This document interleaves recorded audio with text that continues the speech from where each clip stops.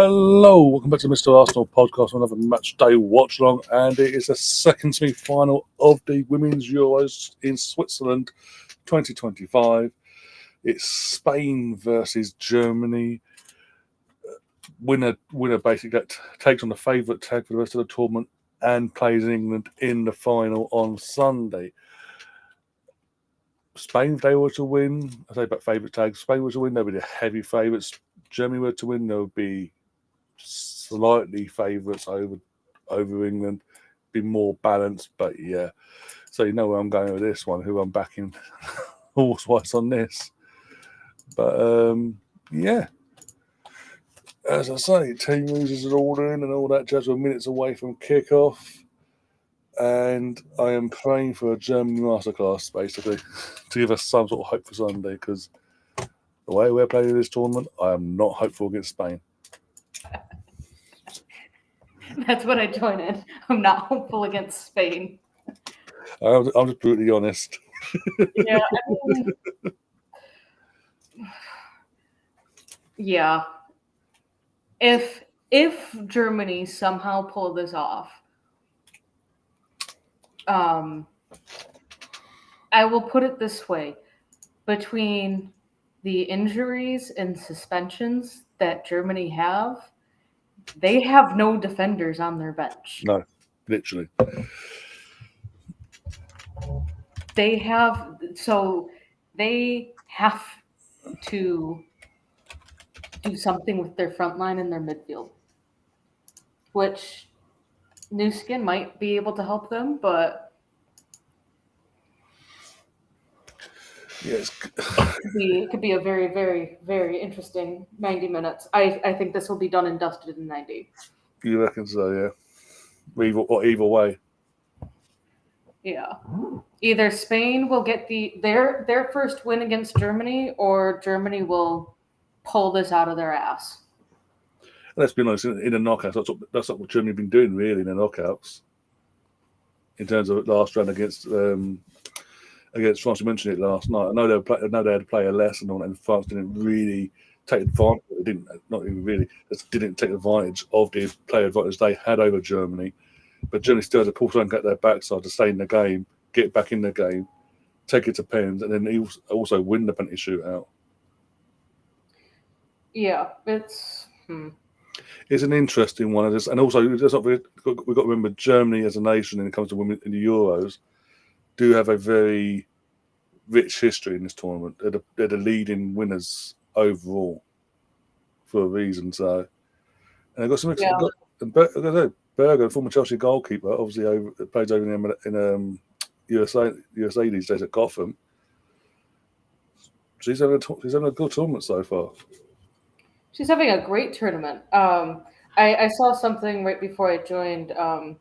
Her grandpa is at the game, and apparently he had said, "Oh, I'll only go if you make it to the final." It's either he wants to see his granddaughter play and doesn't think that they can beat Spain, or, I mean, in relative size of distance, there's not much between Switzerland and Germany.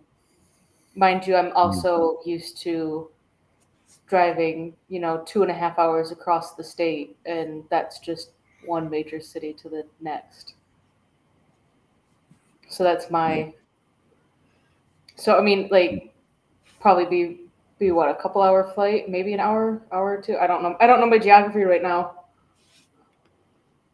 I think, even I don't know, but I'd say an hour, give us hour and a half at a push. At a push, I don't know. But Nick's in the chat is asking, who do we think will progress tonight? I think we're very heavily, sadly, in one sense, and from my point of view, of it being English and Sporting England as well, going for the final. I think Spain are going to get there. I just think. Oh no! Historically, as you say, this will be their first. They do it. It'll be their first ever win against the Germans in any competition in a competitive sense. But Spain, it's Spain. they came out of nowhere, and with all due respect, in the World Cup, won the World Cup, and they've just kicked on, and they have become this force in the women's game, and especially when you consider what happened in the aftermath immediately, with everything that went off, basically with the Spanish head of Spanish FA, his situation, the manager, all that kerfuffle, just kicked on, and we know for the last 12 months now with Mariana Cadente what a not just what a player she is, but in terms of work ethic, these players won't leave a stone unturned. They're determined to get to this final and basically do what we failed to do 2 years ago when we got to the World Cup final and have the complete set of being European and world champions. Basically, we would have done it the other way around. But yeah.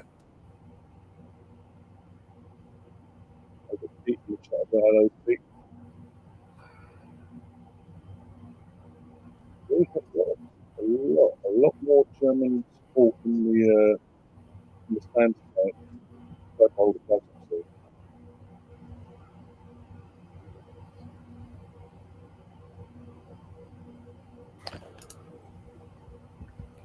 guys in the chat as well, either of you on X, go and give us quickly your score predictions, your player to watch, and all that sort of thing. Do you think this will be done in 90 minutes? Or do you think it will go the distance to penalties or extra time? I'm going done and dusted in 90 minutes. It's either going to be a 2-1 Spain win, or it will be like a 5-0 Spain win. Like, I feel like there's no in between. It's either going to be super close, super feisty, or which I mean, I feel like I've just been saying this all tournament. Like, kind of thought Spain or the England Italy game was either going to be a goal fest, 3-1, 4-1, or it would pretty much stay level headed. But still getting finished. I think this game will get finished in the 90, with Spain winning. Yeah. There's another question going by Germany's recent couple of games in this tournament. Do we see a red card tonight? Bit of tongue in cheek there, but fuck it. I gotta see who the ref is. It's the Brazilian referee we had against France, from what I can see. Ooh.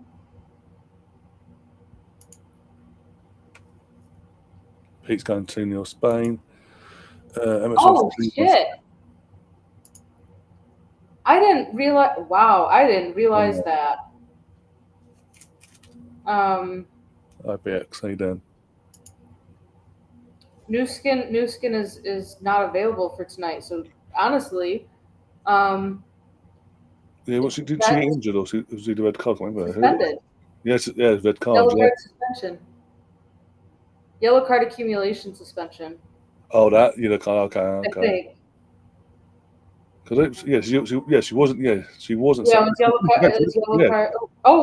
Wait. It must be because it must be that because she did penalty shoot and all that. Yeah. I'm gonna go that yes, there will be a red card for Germany. Yeah. Been saying that barring the Sweden when Sweden's just torn apart. Even 11v11 has been doing it at that point. If we get it depends on because even Spain that's a bit of a kick off. Even Spain in the last round, yeah, they won 2-0, but it should have been 3 or 4-0. 2 penalty misses as well. They weren't exactly their fluent best. Switzerland sat back, contained, frustrated, and were unlucky in the end.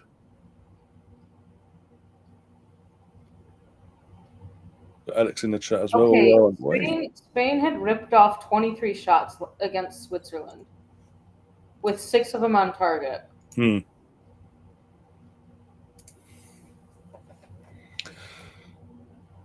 And that's what I'm saying about the bloody about how Germany approached this. So they can do a similar in the situation they're in with suspensions and all that. But they can do a Switzerland effectively, but also do a few the odd counter attack. They cause Spain a bit of a problem. Maybe that's the only way I can see Germany progressing tonight is if they sit back, contain, frustrate the life out of them, limit their chances on target to a very few, like Switzerland have done. But also, when they get the chance to counter, make it count. Other than that, already Spain, they're just giving the Spain a ball and just sitting back. Oh, what a surprise! Both teams are allowed to wear their home kits today. Woohoo! I was trying to think about that. All right, so if England wore their white kits and Italy wore their away green kits, light green, that is not clashing enough. No, it's literally mint green. And then if Italy wore their white kits, I think no matter what, Italy had to wear their away kit because they were the away team. But in order for them to not be clashing colors, or in order for them to be clashing colors, England needed to be wearing their away kit because what would be the point of England being marked as the home team, but Italy is the one wearing the home kit? We didn't need to wear our away kit in the first place. White and mint green don't, as I say, don't clash. You can if you can't tell the difference between mint green and fucking white, you need to have It's not enough of a difference. That's what I'm saying. You know what I'm saying. But it's been an occurring thing. I think was it Sweden in the group stage of the game where they had to wear their away kit against. I can't remember who it was against now. Maybe who is it? Adidas that do Italy. Maybe they need to say, or I think it would, put on the Italian Federation, do a green and red away kit, not a mint green. Make it a dark green. Make it a dark red. I mean, you have 3 colors. Yeah.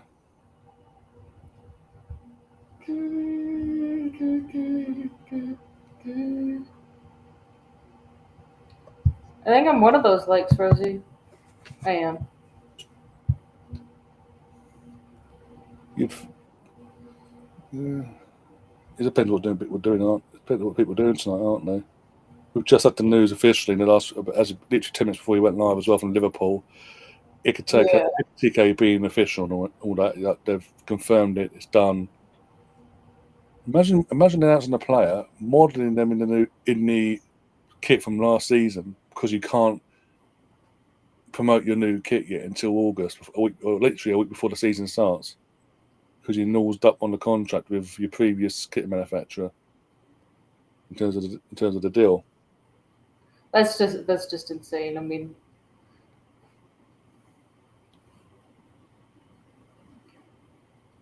I kind of forgot that. Wait, Liverpool are changing main sponsors. Like what? Adidas. They're going to Adidas.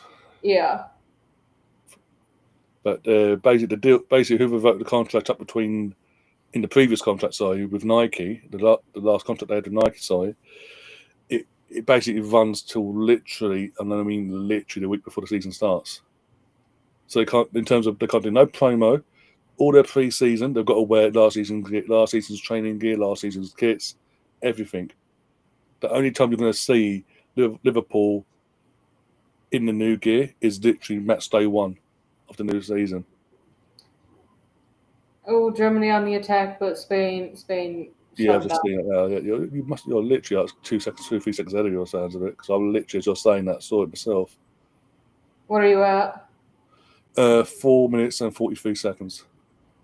Or I'm 5 seconds ahead. Yeah. That's cool. That's not too. That's pretty considerable. I think that's the closest we've been.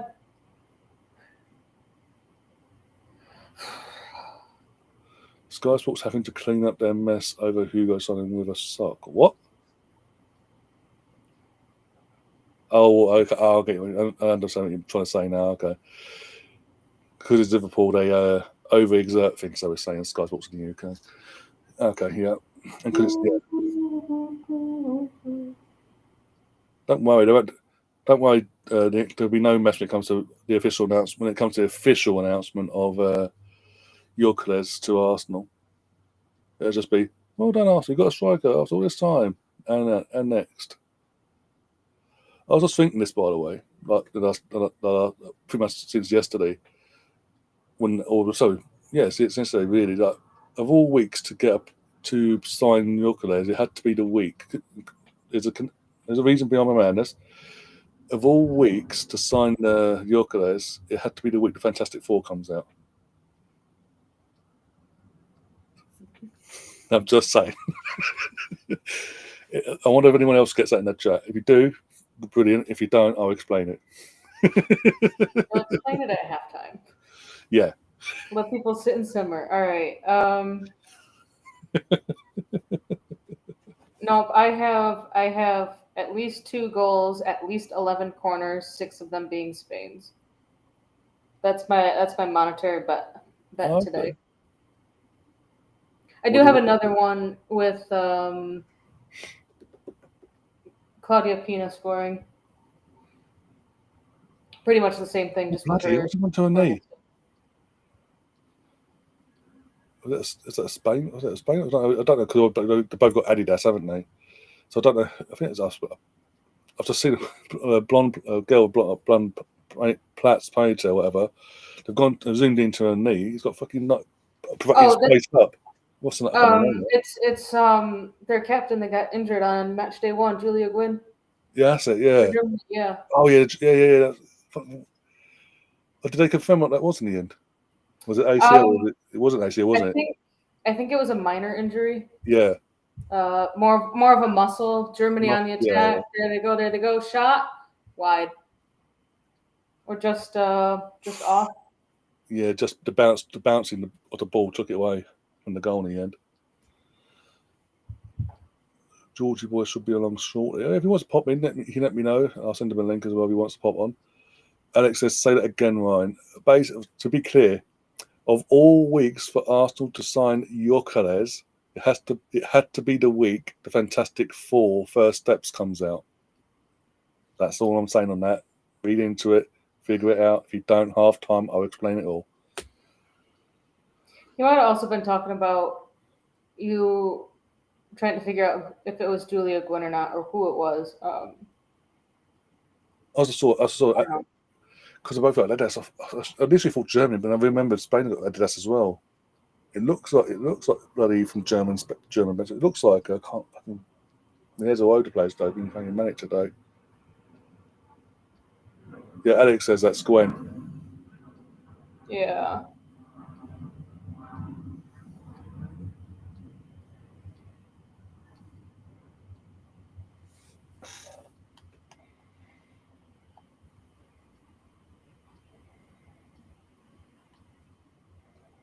I'll explain at half time.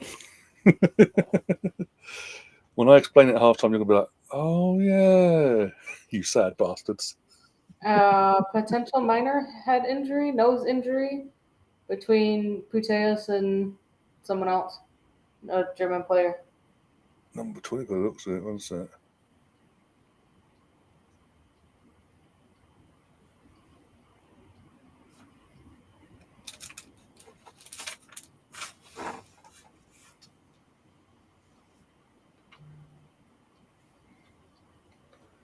Just to ram it home as well, because I believe, I might be wrong there, but Catherine got it straight away. Her look gave it away. Ryan, do you do series link? No, I do not watch that bullshit. Thank you very much. Yeah, no worries, Nick. No worries. That's cool. He doesn't. It doesn't have to, but if he wants to, It'll probably be like the perfect time because I can't stay for the entire game. So, if George decides to join you, pretty much around the same time, maybe that I'd be leaving you. I need to sort that clock out to my head and keep looking towards the clock. Think, oh, there's George talking to the devil. Talk to the devil. But yeah, if we have time to put the clock on, it fucks about. Oh dear.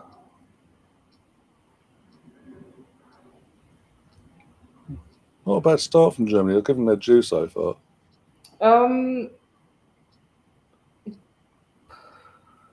They both now have gotten a shot off, but Germany with the one on target. Mr. Tom's in the chat says, taking a break from watching Dan's 3-hour vid on movies to say hello. Bloody, that's 3 hours. Bloody, that's commitment.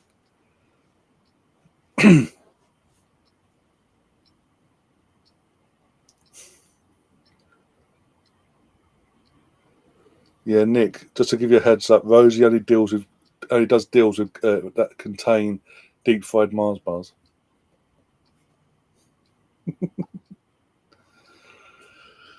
If you don't have a deep fryer or you can't get deep fried Mars bars, she ain't interested.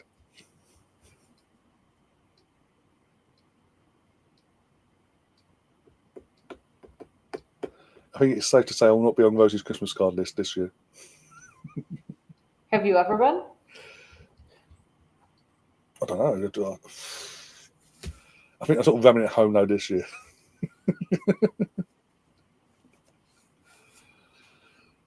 Oh dear, we'll find out at Christmas, won't we?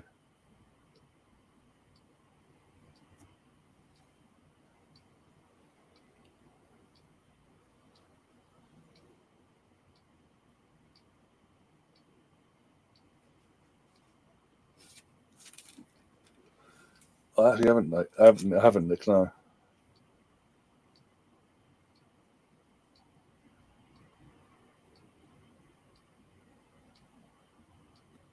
It's amazing on Discord, by the way, how the cookie, was it the donuts and cookie section, for some reason is on there, turned into let's talk about any and everything, basically. Any food and all the food. Yep.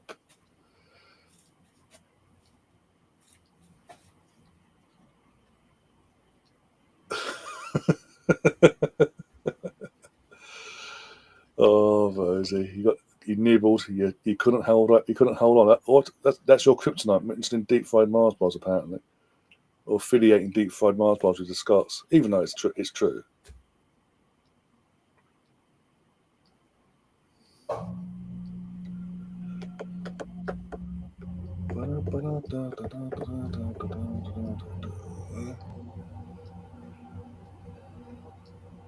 But as I say, 30 minutes in, I say going by the first 30 minutes, Germany's game plan is pretty similar to Switzerland in terms of just do the whole sit back, contain, and try to do them on the counter.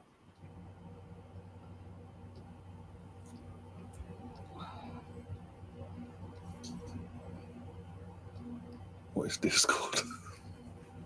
Fun. Better than Twitter, put it that way. No toxic bullshit.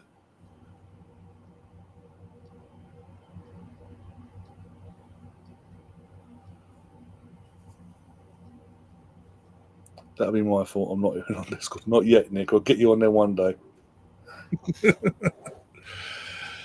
Oh dear.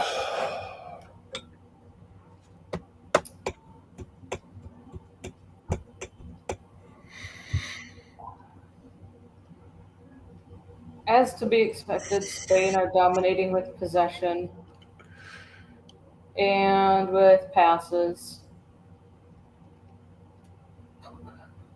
160 passes versus Germany's 41.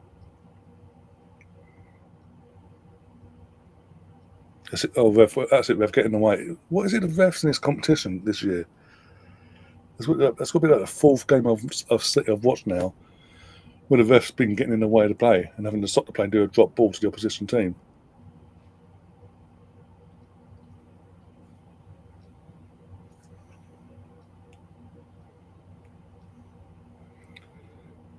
There goes Germany. Go Blocked on. shot. Spain clear away. Still dangerous though. Safe ball.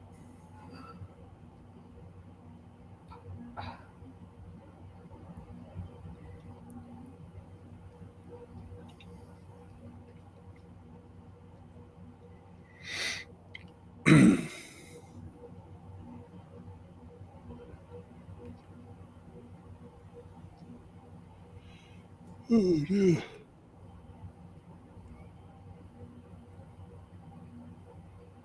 Oh. Oh. Oh yeah, Cadente as well, offside. Yeah, just seen the flag. I thought it was weird. For a second, Oh yeah. I mean, as you she was said, so far offside. yeah, as you said, God, I've looked up and the ball's there. Oh, actually, No, she was like 14 people yeah. offside. No, as you said, God, I've looked up and she's about to hit. She's just hit the ball, leaves her foot, and the keeper and Aussie Burgers just stood down and started let it go over and in. I was like, really? As it, but then the flag went up, so that was okay. But yeah, again, shows what Cadente's all about. Okay, now.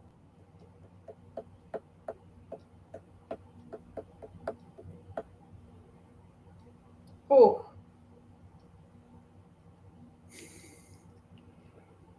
Rosie, be careful because as certain people found out early on in the Arsenal watch along, Nick that's a high Nick, boot. Nick ain't uh, fortunately, Cadente's head wasn't turned further towards the boot. Put it that way. Otherwise, that's a few stitches in your head. Otherwise, and that would have been a red card as well. If that's the case as well, accidental or not. Yep. But yeah, as I was saying, Rosie, Nick isn't afraid to time out anyone if they are being saying anything bad about Arsenal. I think he knows that Rosie does it in good fun, but I mean, she can hardly talk anyway. She's got bloody Russell Martin as her manager, for fuck's sake.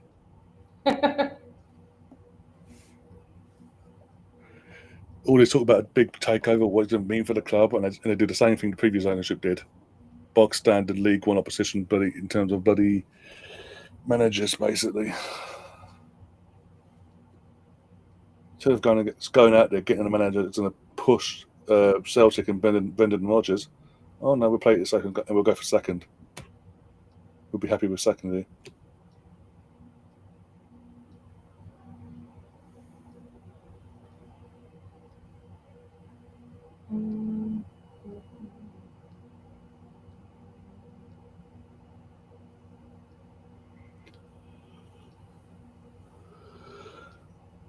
Means nothing with Nick. Nick does not hold no prisoners, Rosie.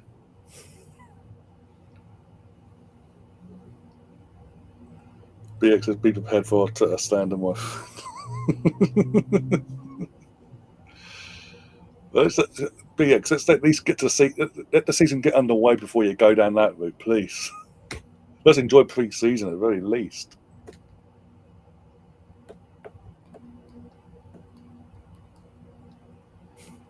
Tom says can't be having Rangers slander for financial reasons. I'll be honest, I'm surprised you two ain't done any deals yet between yourselves. Usually the Red Bull way. yeah. So interesting thing about Spain is that they played one goalkeeper for the group stages, and then dropped her for the Switzerland game Yeah. and this game. Don't really know why. I mean, it's not like she It wasn't she was really bad tested, at the was it? group Is that, stages. I was about to say, not said any clangers or But nothing. like, why you wouldn't either play your number one or play the person that played the first three games? It's gonna be a foul. Yeah. Especially now in the semi-final, going against magnitude, another booking for is that Spain or Germany? I think it's Spain. Yellow card.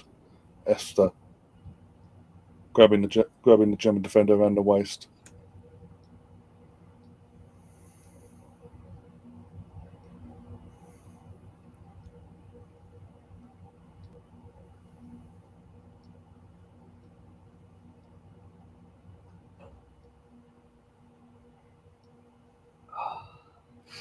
We'll go Spain out wide, crossed in. Oh my God! What was the Germany defender? Oh my days! What a save! Great safe and Burger, but the German defender's first touch after knee. What? Asking for trouble. Yeah. First shot on target. Would have been an interesting call there because obviously there's just up to play in terms of the replay. Yeah, the German player almost gave her the assist. Literally. Here it comes in the first corner from Pina.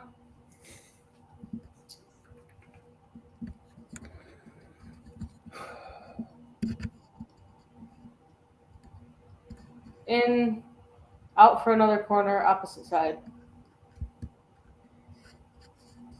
Yeah.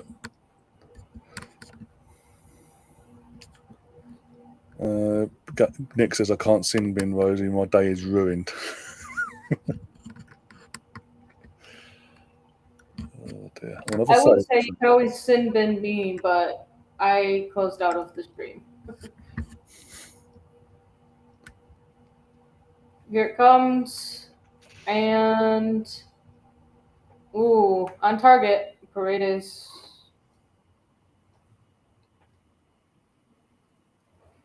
But it was Vita Tequipa. But the Rosie's committing here. If this gets any more boring, I'm assuming in terms of the game, so jumping herself. Okay, we'll hold you to that. Oh dear.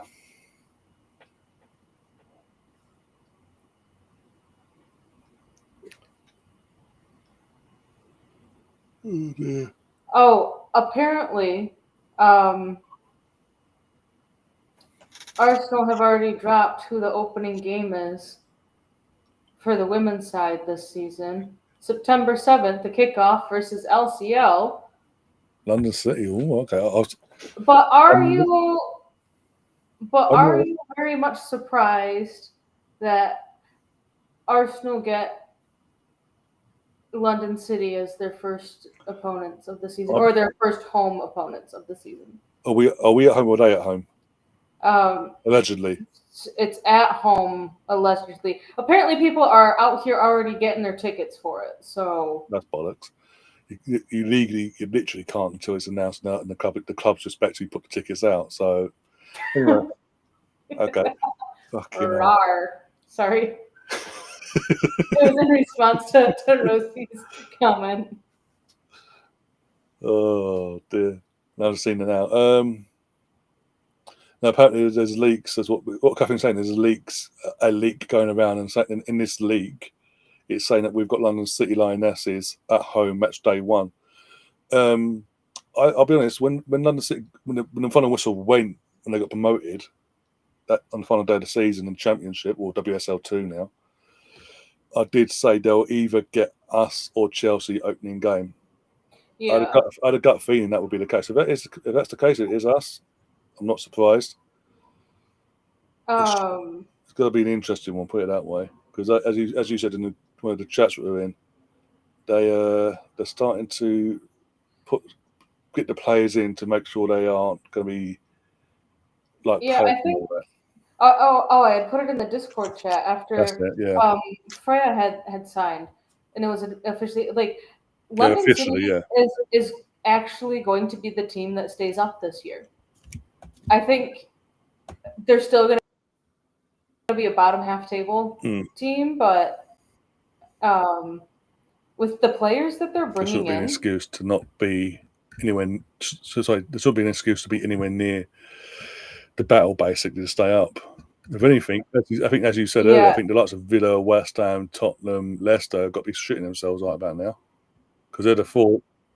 I think based off of the last two seasons, and more or less the outgoings, haven't seen anything ingoing for Villa. I think Villa are sitting at the bottom, but is this not the season that is the last season of 12 teams? Yeah. And the 26-27 is going to be 14, where the WSL 2 champion will be automatically promoted, and then the WSL 2 second place team will do a playoff between the WSL 1 12th ranked, the last place team. So maybe, if Villa happened to finish last, they could still potentially be in the WSL the next season, depending on. It's weird how it's something weird with how they're dictating who are going to be the two teams. Well, because they would still need I don't know. It's a weird map. I didn't work it out. I Yeah. saw something about it once, and I don't remember all of it. But We can worry about that come May. yeah. Oh dear. But they're saying that a few years ago when they added a team, bloody the referee ain't messing about the German there. It's funny. Was it a few years back when was it Man United, Tottenham, and someone else? Like 3 teams that's got put into the WSL just because of who they were, the name of Man United, of Tottenham, and said third team. They didn't get promoted automatically or nothing like that. It's just like, well, your men's team are doing well at the moment, so you're in as well. I was like, bloody hell. So I wouldn't be surprised if they did that for the second spot either, for the 14, to make up the 14 next year. Just went, oh, your team's doing well in the Premier League in the men's game. Up you come. Yeah. So we're gonna have a free kick incoming for Spain, I believe, but there is a German player down right now. Yeah, Spain will get a free kick when play picks back up, but there is a delay in the match due to Connect being receiving down. treatment at the moment on her knee. Knee, thigh. I mean, she can come off, but Germany would have to substitute in either a forward or a midfielder. So they've got no defenders. Fucking hell. Absolutely no one. Oh, day. Well, she's walking at the moment.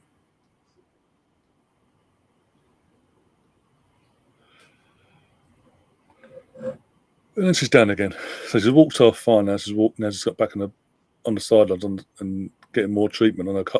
Literally like just on the back side on the back of the leg, just around the knee/calf area.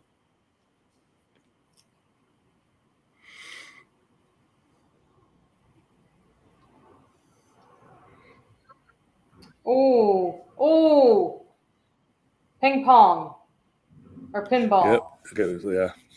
Again, Germany. That's just literally going. Oh, we'll do that instead. We'll just try and give them the goal. Not make them work for it this time.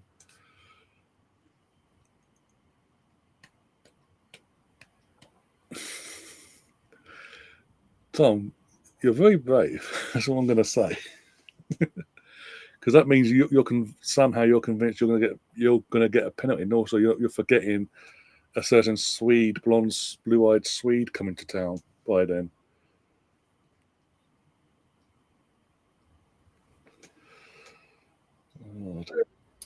For all of you that follow Formula One, there's a chance, but completely missed by Germany.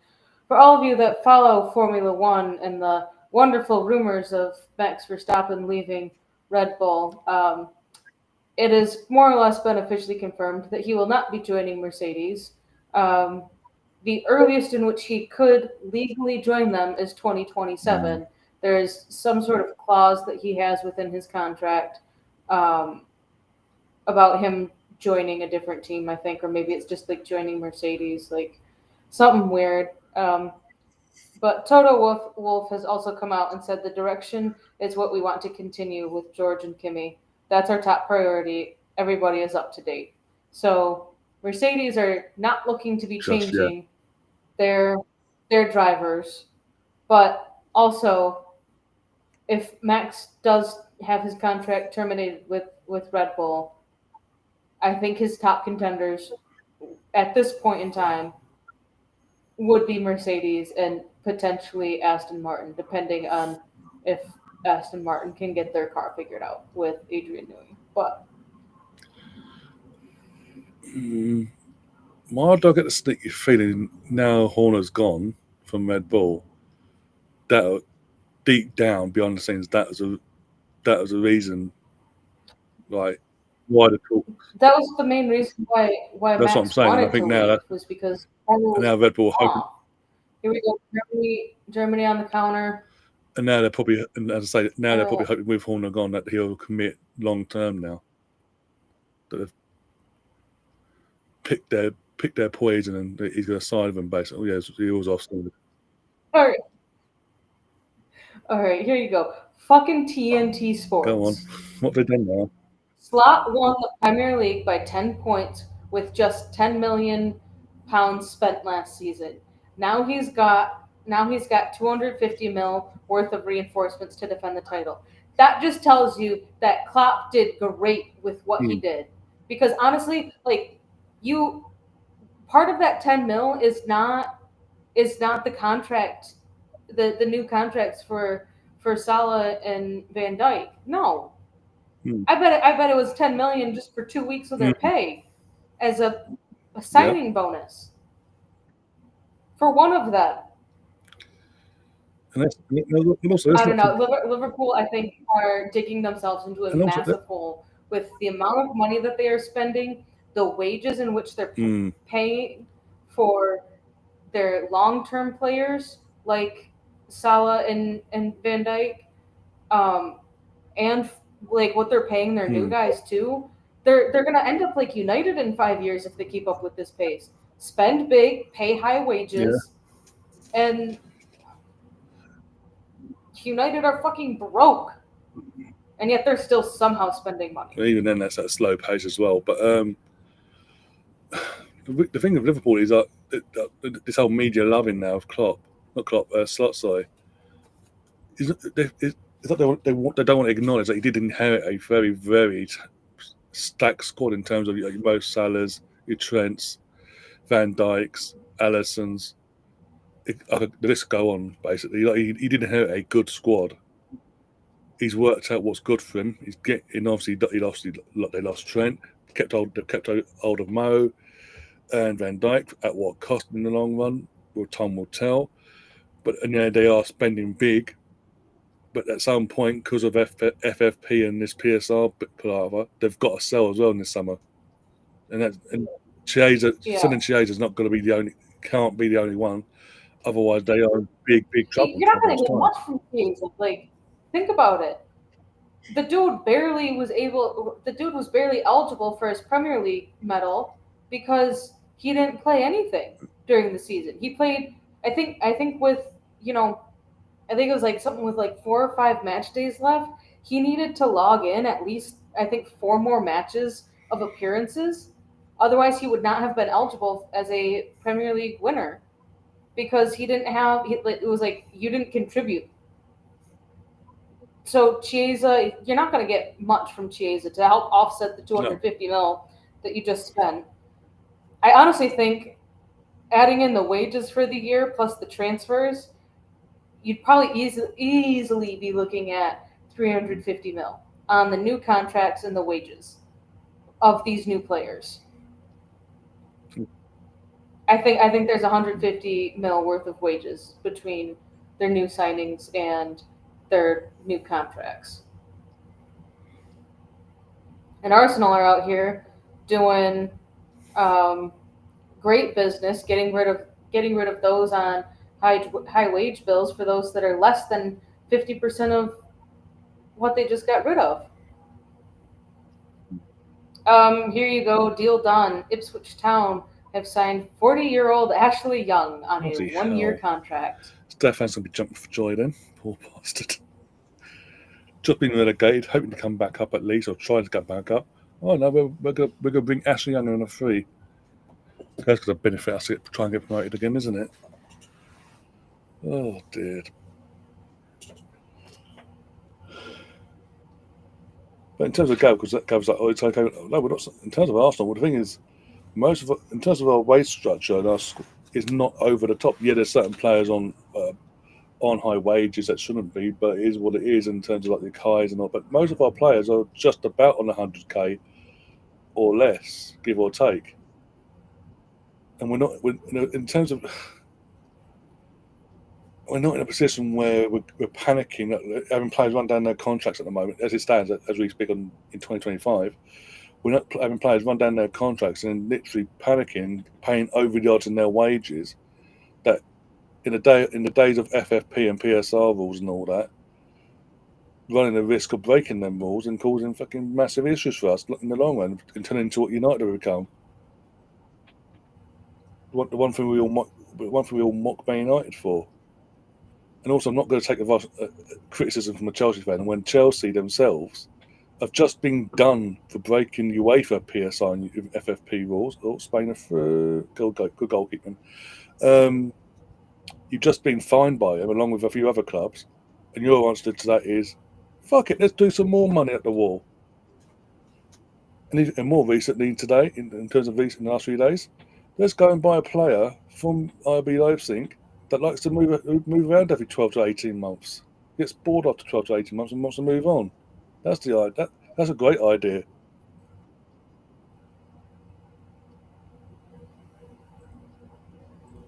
As good as Xavi Simons is as a talent, he literally gets bored too quickly, and he wants to move within a year to two, within a year and a half to 2 years. He wants to move again.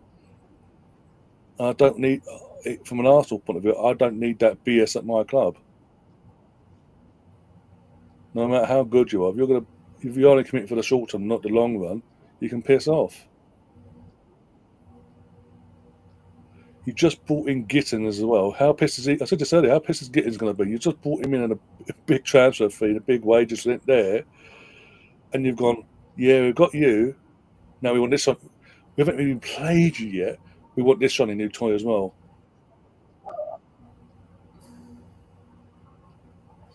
It's like you're doing everything to break the PSR rules in England to get punished even more. And let's not forget you're on the verge of being punished anyway for the illegal transfers for the lots of illegal Eden Hazard in the game from back in the day. Because your new owners came in and went, this don't look right. Premier League. You should go check out what Liam has just replied to on Mr. Goldbridge's account. Oh God. Mr. Goldbridge, Mark Goldbridge, has said, I've never known a transfer window where the top four from last season obliterates everyone else on transfers to this extent. Football changed this summer. The Champions League essentially is the Super League, which now feeds such huge wealth and resources. It'll be hard to compete. To which Al Smuggo has come back and said, but he was never crying when United done it to the rest of the league for absolute years on end.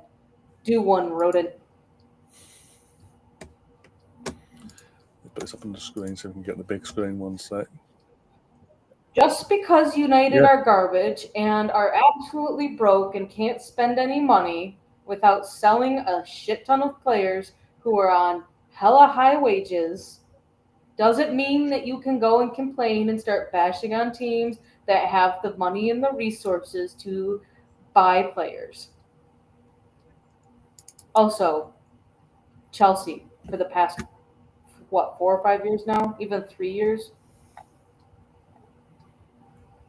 No, exactly. No, it's just, again, Mark's has been a mark in terms of being a troll, but also at the same time, because, as you say, because these clubs shit now and in the mud and they need a rebuild, but they can't do the rebuild the way they want to do it because they're not seen as you know, it's the name Man United, they're not seen as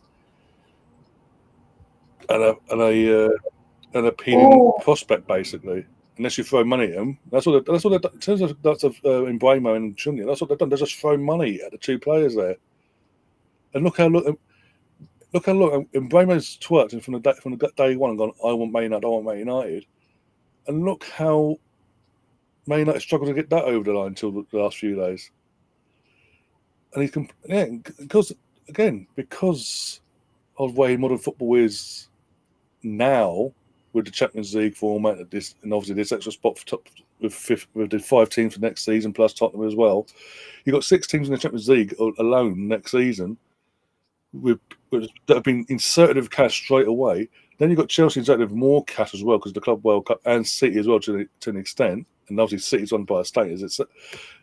And obviously as clubs, be it Arsenal, City, Liverpool, Chelsea, Newcastle. Well, Newcastle will get to really get going, but within our right to strengthen what we've got. They can't do it because they haven't got anything to offer, basically, apart from the domestic league and cups, which for any player worth their salt in the modern day, because careers are so short, aren't interested in going. They want to be somewhere that can offer European football in one way or the other, especially at the top table. You've got Man City, Liverpool that are consistently. Oh my God, jeez. Off the post. Oh my God, Spain so unlucky there. Yeah, I think that was. I think it was Esther with the bicycle kick attempt. Yeah.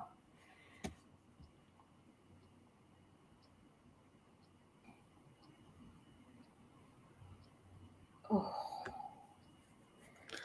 So yeah, it's from Mark Goldberg's point of view, it's just a frustration that He's got all these. they can't do what they used to be, like you say, like what they used to do. And other people are doing it to them, and now they're another foot where they're feeding it and seeing it on a day-to-day basis how we all felt and others felt growing up, being whoever you supported back in the day when you not to do this back in all throughout the 90s, basically into the 2000s. And they don't like it, but hey, it is what it is. You can't reap the rewards in one moment, and when other teams are then doing it back to you, go, it's not fair. It's ruining football. But it was okay when you did it. That's okay. Okay, cool. Goldbridge talks shite. We haven't splashed the cast this son. Fucking Chelsea fucking have. Don't even go there, Gav. Because the score is 0-0. It's been pretty fucking boring. Yeah, basically, like I said, Germany sort of see what Switzerland did. There go Germany. Backheel pass, but gobbled up by Spain. Yeah, try to be clever there, and didn't need to do that. It's either have to sort of turn around and play it into space. But it's like Germany has took note of what Switzerland did in the last round in terms of defensively.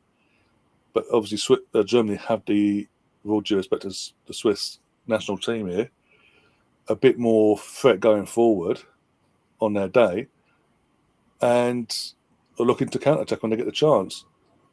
And Spain have had over near 1,000 passes in this first half alone, nearly, from last time I looked, compared to like the double figures of Spain. That was Germany, sorry. And they're not really, apart from hitting the post and one amazing save from Berger about 25 minutes ago. Oh, sorry, two. Germany, again, Spain have got nothing to show for it, really.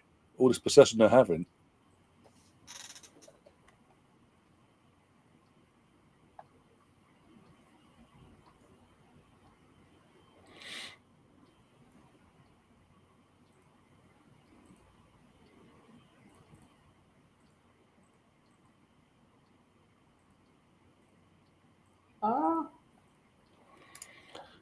Talking to Stefan from earlier about Ashley Young joining your mighty Ipswich Town for a season or two. Says, I don't buy it now. Oh, there's another save. Caldente with the shot. Yeah, I've seen it now. They're not stone broke, but they are financially, because of the FFP rules and PSR and all that, they are kind of screwed into a hole that they can't get out of. That United fans, Ineos is our new owner. He's not. They're our saviour. They're not.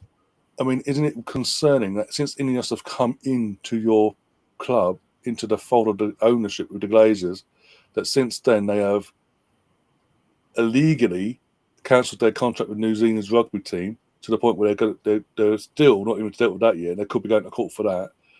And the other franchises they've got money invested in, they're trying to pull out of them contracts illegally because they haven't got the money you all believe they had. I mean, when you're also getting press reports coming out throughout the season last year, with everything going on the pitch, you're getting press reports in that staff are either being not just laid off, but the ones that are being kept on are being told, we're closing down the canteen, bring your own food. Oh, and basically say bring your own food. This is to people that are literally on minimum wage, pretty much. Oh, and don't worry, they've also pretty much just announced that they want the players to try and keep their kits as clean as that they can, so that way they can Another Um, save. so that way they can reuse the kits as much as they can this season. Mm. Wash your own kits, keep them as clean as you can, Yeah. essentially. Take your boots home and all that jazz. Mm-hmm.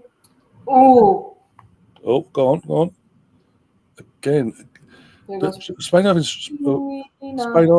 Spain are starting to have a few shots, but it's standard shots, most of them straight down the keeper's throat, basically. For when I say down the keeper's throat, basically, in terms of a goalkeeper of her ilk for quality. If that is, I think, pretty much deal complete, maybe potentially, between Chelsea and Ajax. Oh, for Hatto, yeah, I heard about that. Yeah.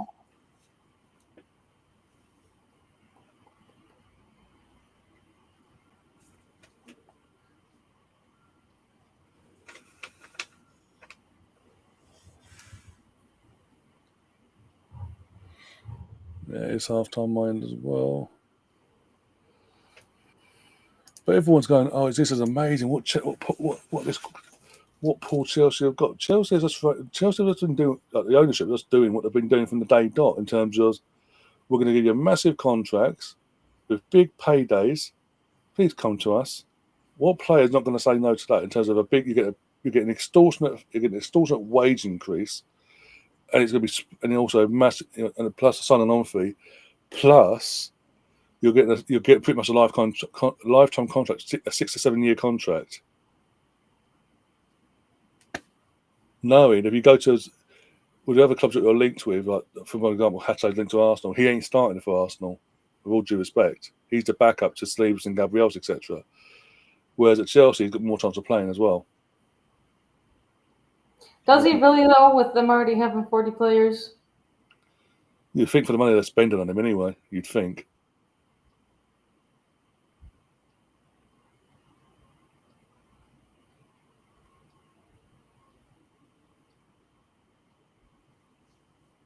Yeah, he's an up-and-comer, Alex. And Mr. Tom's like, he's an up-and-coming prospect, basically. One to have, potentially. And Chelsea's just going, fuck the experience, we need more of this. Because it's worked so far.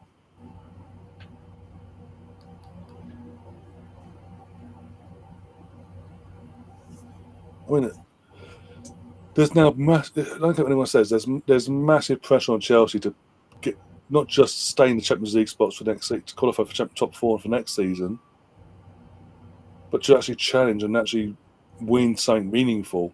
Not obviously, yes, Conference League's meaningful in the sense of it's a genuine nowadays, early in the days, but a genuine trophy in a season. But it's Conference League, for fuck's sake. You shouldn't be in it in the first place. The money you spent, but nevertheless. You've got to win one of the big four, be it League Cup, League, FA Cup, or Champions League. You've got to compete at this point. You've got to push. You've got to challenge at least. And if they don't, if they go out miserably in the early rounds of the cups, in terms of domestic cups, they're out of a title race by January, and they get to basically the quarter final, and that's it, of the Champions League, and they, by the skin of their teeth, hold on by a point or two for top four for the following season. That shouldn't be good enough for Chelsea, for where they should be now, for all the money they spent. Yeah, Gav, interesting. Gav, I will not take any notice of a competition that got rebranded, and once the competition was over, FIFA went, to make it more meaningful for all the previous bastards that won this competition when it's under the old format. That history no longer exists, because it's now that competition. That's now a different competition now. That's the Intertoto bullshit cup now. This is its own thing. You are the first ever winners suddenly. I don't take notice of that. That taints it even more for me.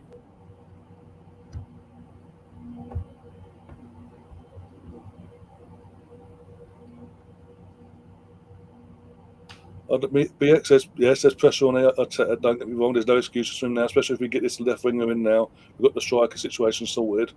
There's no excuses for him either, none at all. But for the money that Chelsea has spent under this ownership, since the ownership came in, there's no excuses for them either. Simple as.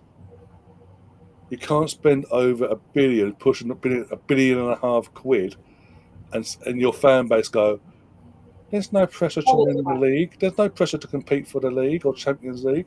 Behave yourself.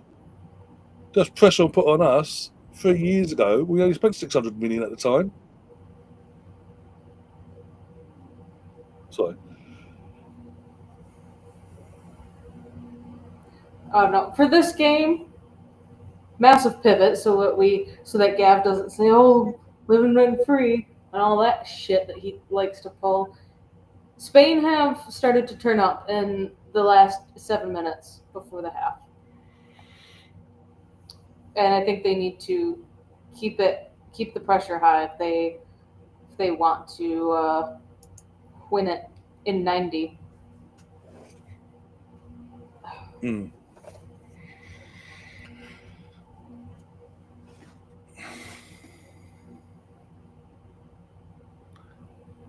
If Germany keep this up of what they've done in the first half in terms of mainly containing the straight, because as I said, they are in terms of quality wise, they are an upgrade to what Switzerland was. So it's how long they can hold out for this, and if they can get the chance to punish them properly again. Will they take it? It's how long Spain can mentally have this going over and over and over without losing their heads themselves. I know what I'll say this. If it's still 0-0 by the 75th minute, I think this goes to extra time. I think it would have to go if it's still 0-0 by the 80th. No, the 82nd. By the 82nd. Okay. It'll go to extra time. But Germany have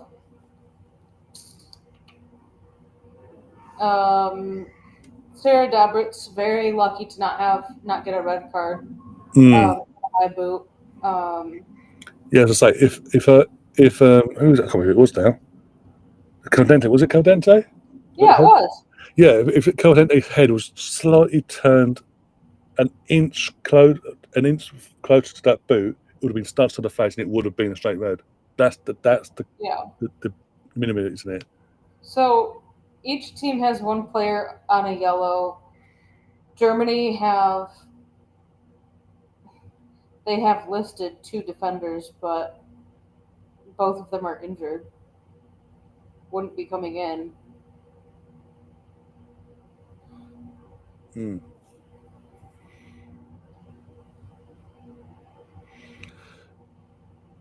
If Germany were to go through, is there any players coming back from suspension?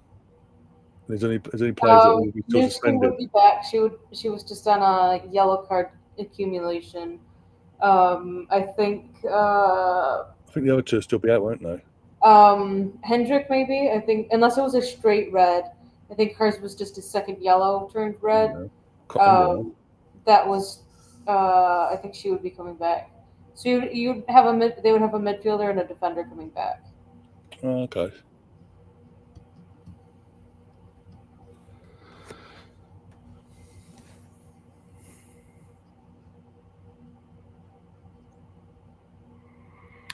Tom says football died at the moment Ryan was allowed to darken the doorstep of our game as it was no longer our game. Of course. I've said this for years, Tom, on here, and I've said it even off air years before we even had the channel. Roman coming along, being able to do what he was able to do, fucked football basically. Not just for us in England, but football in general. Because obviously, with him coming in, doing what he done at Chelsea from the get go, allowed the likes of a man. Obviously, the Asian takeover at Man City before the current ownership took over Man City in the space of 4 years. 2 different owners, and obviously one's stayed for the long term and done what it's done. You've got PSG with the Qataris over there doing what they're doing that side of things. You've got Newcastle as well with the Saudis. it's all a domino effect. It all stems back to Chelsea. If that was never allowed in the first place, none of this what we've witnessed for the last 22 years would ever have happened, basically, in terms of the sport washing. There, teams like Man City are rising like a phoenix, and Chelsea having their moment in the sun, and all that. Just it never would have happened, but it could be worse. He could have stuck to his guns and bought Tottenham. So, counted chicken's lucky in one sense.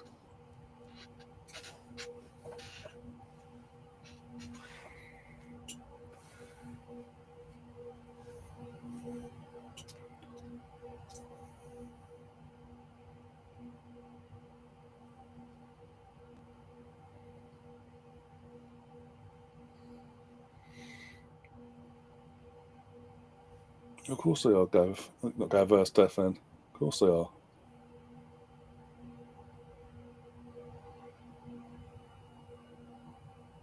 By the way, I forgot to ask you, who's doing your punditry tonight for this game? I forgot to ask.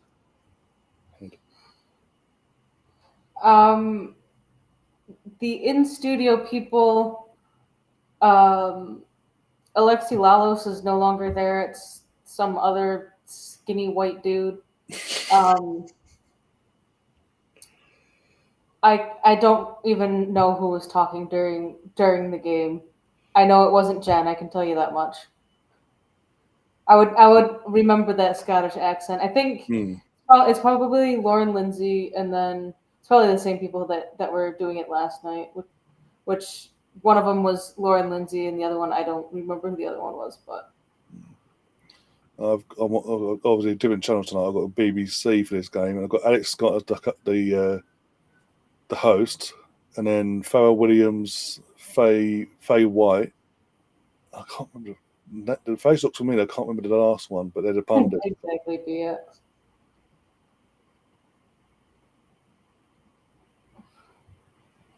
Colonel, is it true Messi won Cole Palmer? I doubt it.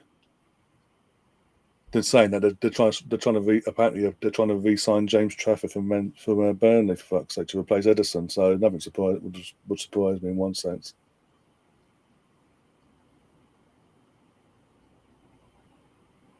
I think you're going to see more offloaded at City now for the next few weeks before they bring anyone else in. Yeah. I wouldn't be surprised if the 1 January transfer dude left. The one that's the walking meme. Always looks like he's gonna cry. I know, but I can't. Name's gone now.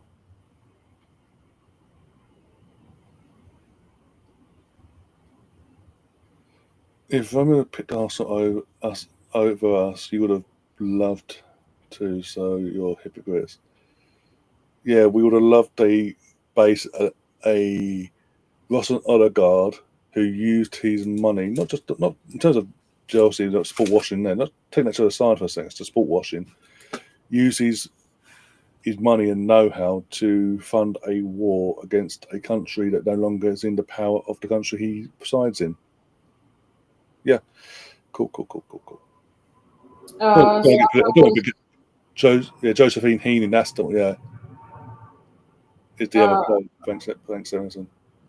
Osaka was voted player of the match. Okay, fair enough. Arsenal just dropped that.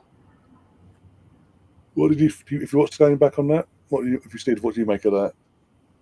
I had the game on while I was working. Had the volume on higher because I had it on my TV behind me. George is asking for the link in the WhatsApp. Oh, is it? Okay, one sec. One sec. I was listening to most of it, and I think you had said it, but missing that out and out number 9 to be really clinical on the finish, but the academy players that came in that had gone over, holy shit, like going great. They looked very promising today. I will say that. But it's also preseason. I don't understand the point of the fucking penalties. the trophy that they were given looks more like a participation trophy, which was like the hey, thanks for trying and being here. You know what? You know what? Apparently, preseason trophies count now, or friendly trophies count now. So that is a trophy in Arsenal's cabinet.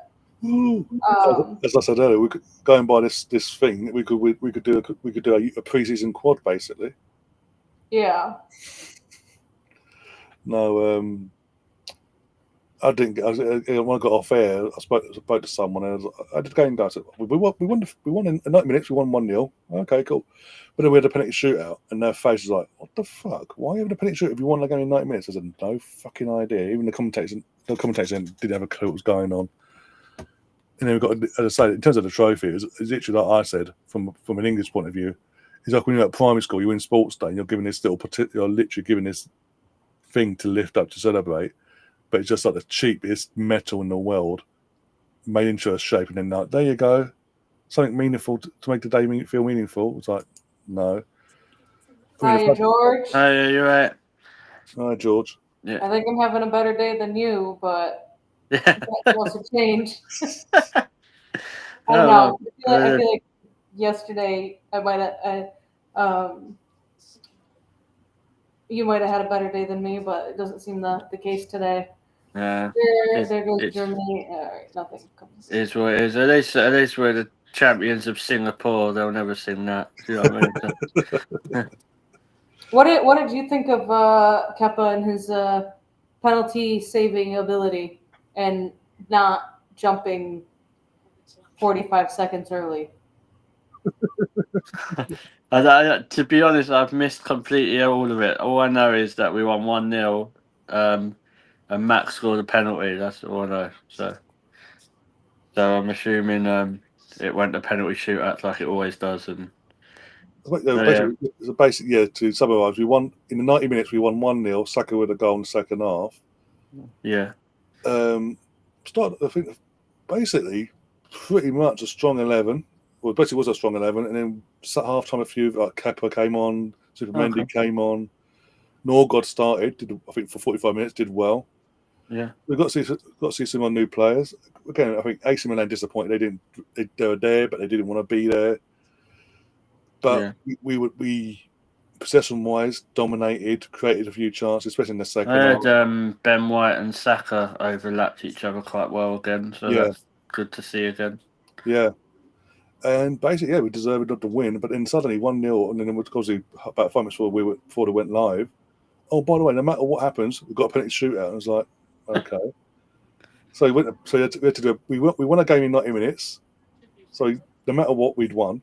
We have to win. Yeah. We then got a penalty shootout, which was meaningless because obviously, as I say, we lost the penalty shootout. We went to like the 9th penalty take. I think it was 9th round of penalties. It was that. Yeah. It was one of our young. I think one of our youngsters that took it that missed the sudden death on it for us. But yeah, Kepa looks solid enough in general. What did Norgard look like? Norgard actually looked good. Just calm, collected. That like it's a slot in, just do all the dirty work basically in that midfield. Yeah. But no, again, Supermendi looked good as well when he came on as well. Can't complain there. Max when Max came on for Saka on that right hand side, and he was brilliant. Yeah, you can see there's a player ready to burst, ready to go. Someone said that watching Max like that was when we watched Saka make his debut. It was like that sort of. You watch him first time, you know that probably next 5-10 years he's going to be in the team. So. Germany were calling for handball. I don't even know what the score is here. I'm sorry, it's guys. I'm really not with it. It's 0-0. You ain't missed nothing. It cost me. You've missed nothing. The first thing I turned the TV on. I think it was on BBC, and they were saying we like burgers in Switzerland. So that's what I've heard. As long as it ain't Zinsberg, I'm alright. How much you could do there? But sorry. Germany came. Germany came for a penalty. Yeah, it's, I think they were looking at VAR, but there's nothing the defender could have done there. It's literally like 2 yards in front of it and the ball got hit. So But yeah, for the first game pre-season, wasn't the worst game in the world. And from our point of view, Yeah. it's a shame AC Milan didn't want to turn up instead of being I can't believe Jokeres got dropped. I know. The outrage online is unbelievable. They were saying like Havertz looks like an absolute monster now, like built Oh, built yeah, up. I was saying during the He's stream. bulked up so much. Yeah, you can tell as well. Like from even from the one camera angle of an Arsenal.com that they show you, the one camera angle, you can tell when you see Havertz, he's bulked, not just in arms but in torso and everything. That's going to be good for us, though. You know what I mean? Because it means that you can offer some physicality. Yeah.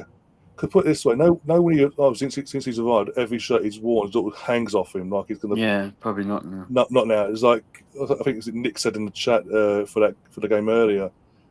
Alexis Sanchez, when we had Puma, skin tight to him. Oh, nice. So we've got Havertz as basically a false line option, and Yorker as both units now. What can go wrong? Yeah. When's the next game? Sunday, 12:30. Another one I'm going to miss. Bloody hell. And then the Tottenham game is next Thursday, 12:30. I should be able to make that one. Make the main one. That's where Gorkos will come in and hopefully put his stamp on things. Yeah. If he's allowed to, that is. I just find it interesting. Obviously, I know they're trying to hurry it up, but obviously Madueke hasn't gone. So I wonder if they're just going to try and get him over there to sign because that's official, but hold him off playing until the Emirates Cup sort of time. I think if we can get him officially announced before Wednesday today.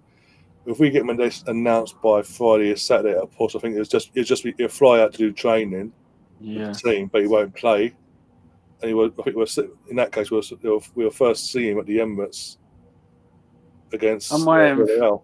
I'm waiting for the defender to sign. I don't know, was it like they said he has, but then it ain't been official. Is that they forgot? Well, they did technically they did accidentally unveil it in advance. Oh yeah, but the non-announcement. I think Arsenal could, but yeah, obviously I might be able to get a job with the admin then. That might be my that might be my new job adventure. No, what? I was going to say, yeah, the rumours are today that obviously the defender's been flown out to Singapore today, apparently. That Arsenal admin job has got to be so easy. I reckon I can do that. Just sit there on Twitter, watching everyone have meltdowns, and just unpin the post, and then it's just the away kit, guys. Yeah, get everyone on tender hooks. Yeah. When they're ready, pop. And then I'd love a job like that. I'd love a job like that. I would like to get everyone on tender hooks. Breaking news. Got transfer coming. Yeah, Arsenal have just signed 8-year-old from Newcastle or something. Be amazing. As I was looking at the Talking Sporting Twitter handle, he put a thing and said, "Oh, after this saga's over, thanks to all the Arsenal fans that have exploded my Twitter." I think he went from about 150 followers to thousands and thousands. Yeah, something like that. Yeah. I saw Freya Godfrey went, didn't she, today? Yeah. Not too disappointed with that. I think just because I think she would have helped provide something, but also she wasn't going to be breaking into the first team. No, and it's not like Arsenal don't bring players back, is it? So yeah, we've brought back 2 so far. Yeah, so it probably mean we'll get City Lionesses first game of the season or something on Friday. Then. That's the rumor. There's the rumor that tickets were already on sale and people are already buying them, and it's is it at home or away? Arsenal versus London City at the Emirates. Okay, that's fine. Got my ticket. It's not been made up. It's a rumor. Just be clear. Yeah. It could come Friday and be like, oh no, it's Chelsea instead. I'd rather it be Chelsea. Chelsea away first game season. I'd love that. Yeah, get them where it hurts straight away at their gaff. Right at the start, thinking about being champions of Europe for 90 minutes, and then we win or get a result. Oh, win. Got to get the win. Get the 3-point advantage straight from the off. 0-0. Chloe Kelly, Michelle, come on. Where have we seen that before? Well, maybe if they just started those two players, we wouldn't be having to bring them on to save everyone's asses. There's a chance they might start this time because apparently Lauren James is doubtful, and I thought I've been doubtful for all tournament. But sorry, Emma's in the chat saying, remind George that the Spurs game's at 12:30 in the daytime. Yeah, mate, I weren't coming on at midnight. Yeah, I got to say, it's like, well, where the fuck's Ryan? Well, I thought he said that I was doing a game. Oh dear. Nothing happening in this game still. Like Germany is just doing that. Are literally just doing the Switzerland, sit back, contain, frustrate the life out of you. And Spain so far aren't having any real joy. We've got a corner here for Germany. It's because Cadina's not playing. So I'm going for. Got another corner coming up. Yeah. 13 shots from Spain so far, 6 on target, versus Germany's 4 shots, none on target. 75% possession for Spain. Yeah. I wouldn't mind this going to penalties. Yeah, that's true. I would love for this to go to penalties, just so that way, like, both teams would be going into the final with a game that had gone to extra time, but I can also be wrapped up in 90. Is it Brand that plays for Germany? She's on to Lyon, isn't she? Yeah. Yeah, well, going to Lyon. I think. Is that what they're called now, Lyon? I don't know. They've changed their name, haven't they? Or... Leones or something. Yeah. Lions. Translate it to English. It's Lions. It's like she has a team called London City Lionesses. And has decided once they've been promoted to brand everyone up to Lions. I don't know. I think it's going to be interesting because you have Van de Donk. She went from Lyon to London City. Mm-hmm. You had Jonathan Giraldes go from Washington Spirit.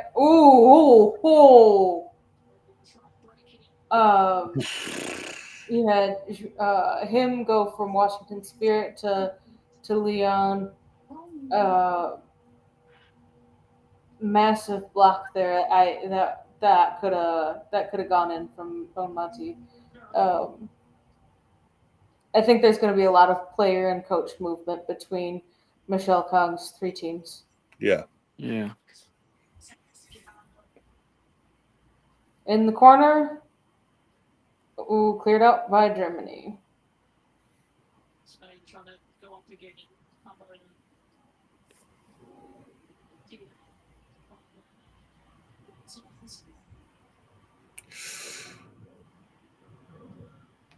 I was reading, obviously, all the fantasy football stuff. There was someone who done their team the other day and picked Estupinian, Rashford, and Evan Ferguson. They all left this week. It's a bit mad with Brighton, I tell you. Like, they've got obviously Estupinian, Ferguson, Pedro. They've lost Simon Attenborough. He's gone to Sunderland. Yeah, I think they'll be fine, but it's just interesting. Yeah, I think the two main teams that have been this so-called established teams that are in trouble next season is West Ham and Brentford, as far as I'm concerned. Brentford especially. Yeah. You've lost your manager. You've replaced your manager with his set-piece coach, because that's in the world of good last year. And then you now lost Mbeumo. You're about to lose Wesley. There's no news about incomings. And if they are they going to want to sign for someone? Yeah. I think they're going. I think it'll be Burnley, Brentford, and I think West Ham. Because it's not all singing roses over there either. Sunderland will be amongst there, but I think they They might just signed Kyle Walker-Peters as their marquee signing, so that says it all. on a 3-year deal. Yeah. No joke. Oh dear. Remember Brentford, if they could bring someone in who could it'd have to be a replacement for Burma and Visser. I think they could be alright, but I just don't see them. Like who would they bring in? Is more what is my issue. I agree with West Ham. Burnley, I don't really know. Anyone who's got Kyle Walker in their team, I don't mind if they get relegated. So, it's got Scott Parker, isn't it? I think at Burnley. So. Scotty Parker's there. He's a manager for now, anyway. I think, as I say, Sunderland will be amongst it. Don't get me wrong in terms of the battle for survival, but I think that because of how poor certain other teams are, I think they might just survive, especially if they get someone like Granite in as well to bulk out the midfield. I did see Ten Hag said he ain't going anywhere today, so don't know what's going on there. So. He's unsellable 2 days later. We've sold him for £35 million. Yeah. It's like this old Isaac thing at Newcastle. He's not for sale. He's not for sale. But we're not going to take him to Celtic Park with it. We're not going to try. He's not going to train with anyone either. He's going to train alone.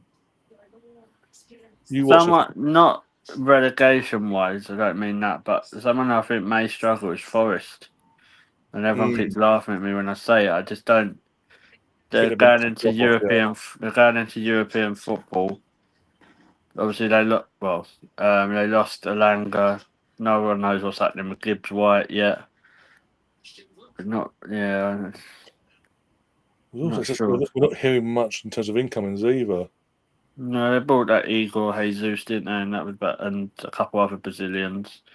Not like Edu's just gone there or nothing, but because Edu's got such a fantastic eye for Brazilian talent, hasn't he? Yeah. Apparently, what I've heard, Forest fans are already calling for Edu's head. They've been in job 5 minutes. Do you think that Forest will drop in form enough where they would end up being like bottom 6, bottom 7? No, maybe not. I think I don't know if they'll. I think they'll struggle to be anywhere near the top 5. I think they'll be around 10. I think 10th will be the finishing position. I'm still sticking to what I say. Yeah. I think it'll be Arsenal, Liverpool, Man City, Chelsea.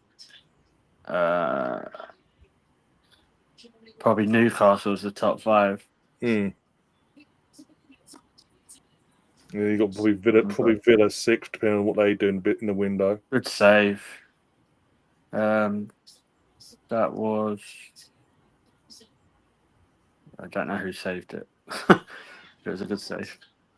And also, you with that as well, as we said, tops in terms of top 5, top 6. You then after you're expecting some sort of bounce back from Manchester United and Tottenham this season, some level.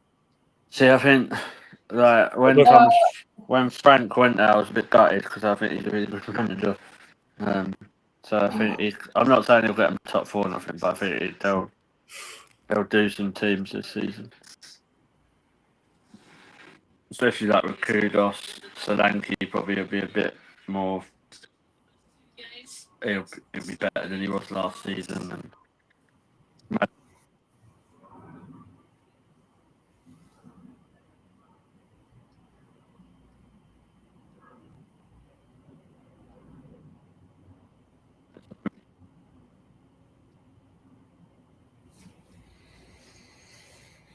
There goes Germany's player that's on a yellow card.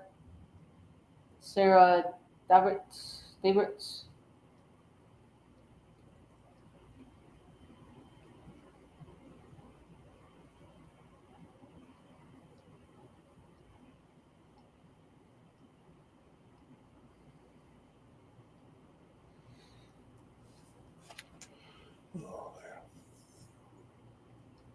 So yeah, if Jules comes back, I'll bring him back in, guys. It's probably just battery or something he's in,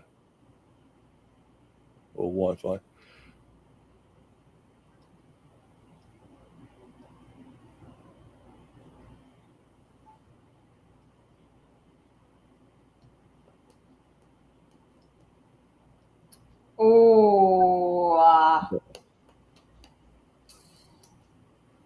Could have been a chance at a great goal. Ooh. What was it? That was brave from the Spain defender to have her arms up in the air like that. Put it that way. Yeah. Considering she would have been the last player as well between her and the obviously goal, because of where the goalkeeper was, the last player between her and the goal. If she'd handled that red card there, we've got a red card just not for Germany. Mm-hmm.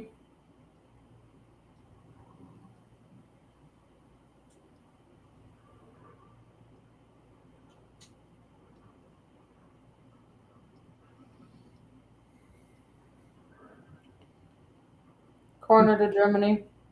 I better say, give Germany their due. They are coming out a bit more, being a bit more adventurous in the second half. Yeah. Oh, here comes a sub from Spain. Well, getting ready anyway. Getting ready to.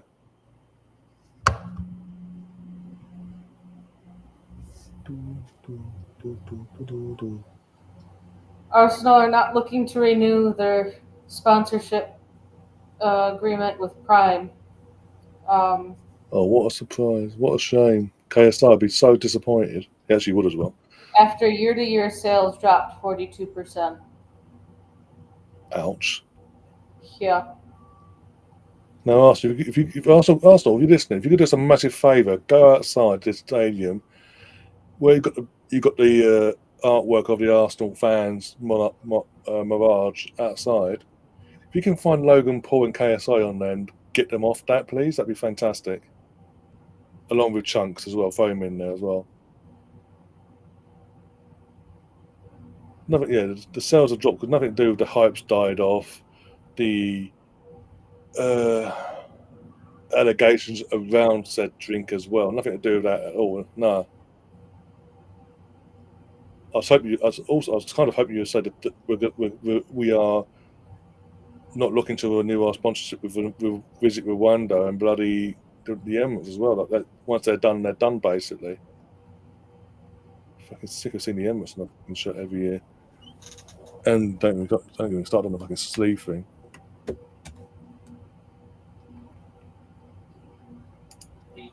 Right, George.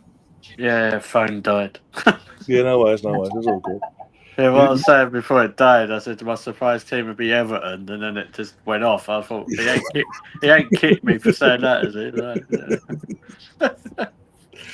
Now, while you're gone, you missed the breaking news. Apparently, Arsenal cancelling the deal with KSI and Logan Paul for Prime due to the sell drops. Is that a wind up?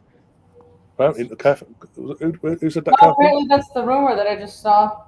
Excellent. Fuck off, that KSI. the contract with Prime has expired and they are not going to be renewing. Excellent. That's bigger news than Jokeres for me. But he's even bigger news than the Guinness. I can't stand KSI or Logan Paul. It's bad enough I have to watch Logan Paul in WWE.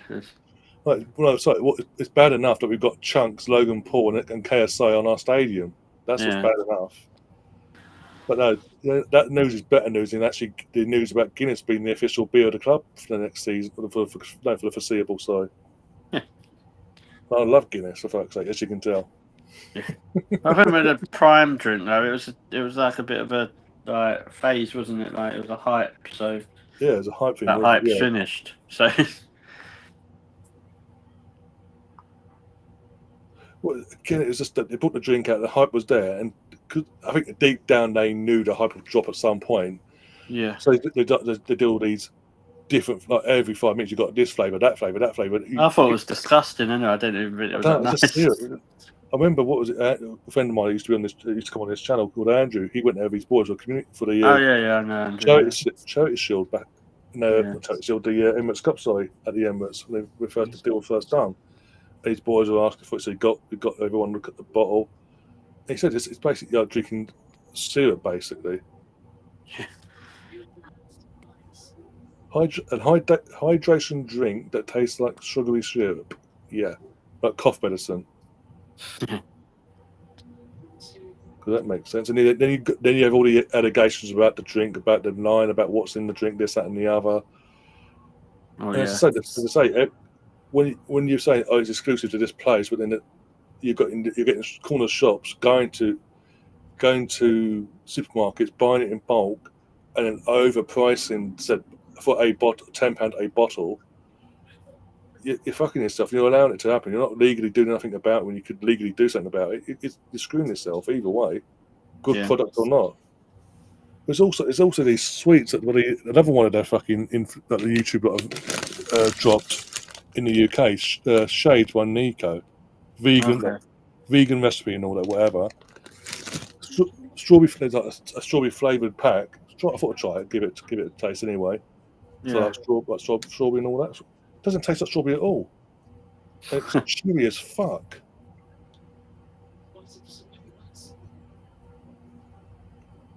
I have to chew chewing gum less. It's like these influencers that do things for the payday. Yeah, of course they do. Yeah. Good chance there for Spain though. Yeah, they've got the ball again. But like I said, before we came back on, George, as well. If Arsenal, if you're listening, if you can go outside the Emirates Stadium now, go to the fan part, the wall of the fans and all that. Find KSI, phone Logan Paul, get chunks off there as well. That'd be fantastic. Yeah. Put Arsenal fans on there, not fucking influencers, for fuck's sake. You should put Liam on there. Liam with a cigar. Yeah.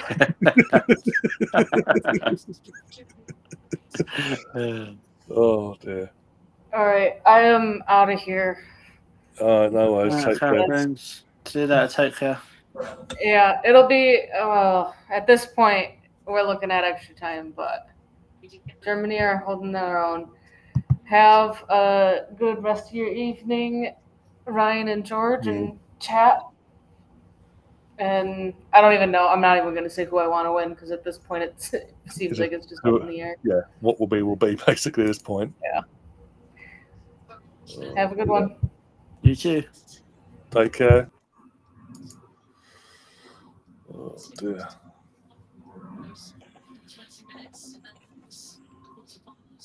So they're going to make a sub, I think, Germany. You're seeing someone just getting ready to get their bib off and all that for Germany, so just waiting to see what happens there. But Spain on the attack. One sec. Poor ball straight to goalkeeper. But it's been a good summer so far. We've got from an Arsenal point of view, obviously all this signings was obviously from the men's side of things, making good signings. Girls are making good signings. We've got rid of fucking Camden Hells is no longer part of the fucking club official beer anymore. Guinness is part of it now. KSI has been given the heave-ho by the club. It's brilliant. I think with the women as well, I think they've made some clever signings. So obviously, Chloe Kelly and Taylor Hines, I think they're very good signings. And then obviously Olivia Smith. Yeah. I think that's your marquee signing. I think they'll go out and probably try and the goalkeeper, sorry.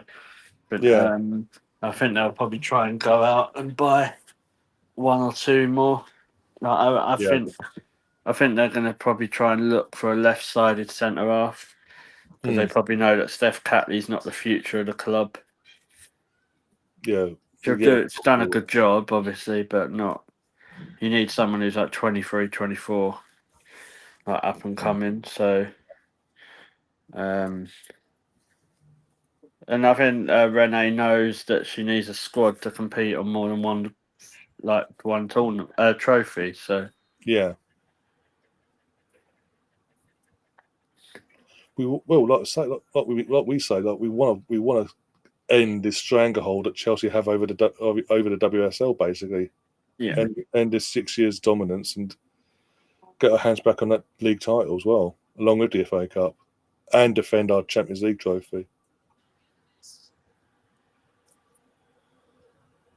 And obviously we know to even achieve one of them things, you need in terms of league and Champions League, you need a squad deep enough to rotate as well. Yeah, of course. Pina's got the ball by Matty.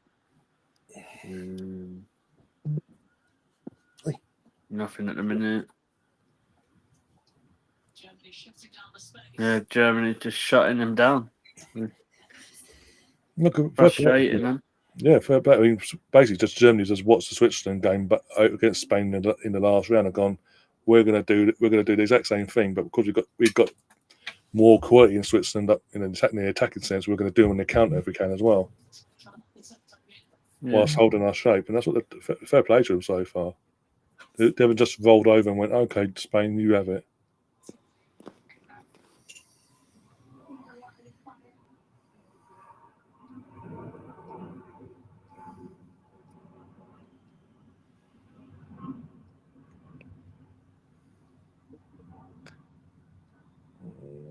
Oh, another block.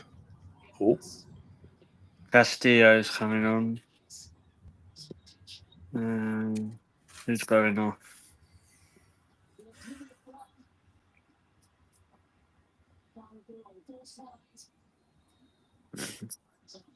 Offside. I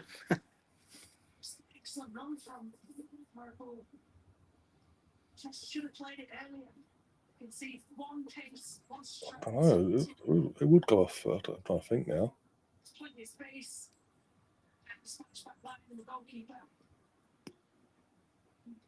I'm not said my end anyway. Oh, Pina. That's a surprise. I'll look up to one, but okay. Yeah, Claudia Pina's gone off Castillo. So they're trying to mix it up against Spain. Obviously, not working with the usual stars, double Barcelona stars. Gunnar Nick says, I really don't care who wins now. I don't want another 30 minutes of this shit. I think we kind of do in one sense, because if they can do another half hour of this, they've got less. They've got less time to recover. Keep blasting the ball over for penalties. Come back. Score the winning penalty tomorrow morning at about 8 a.m. That'll do me. Yeah, the longest watchalong in the world. Fuck, Steve, we don't need sleep. Yeah, if the numbers don't go up after that, then I don't know what will.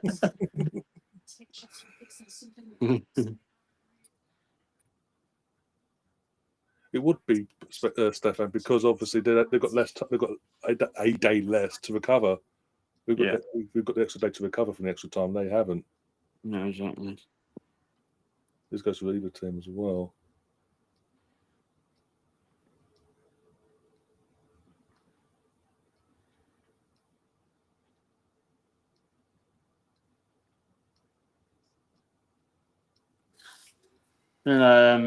Stefan said that it is advantage England if this goes to sort of extra time and even penalties, because, like you say, there's one less day to recover. It's not even just the physical side; it's the mental side. Mm.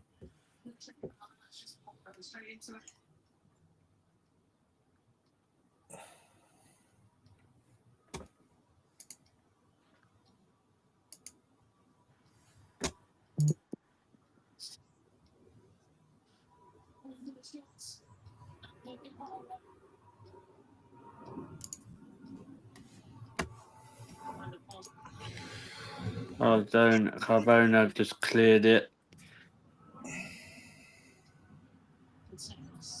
Mateus is on the ball. Check it, Mateus.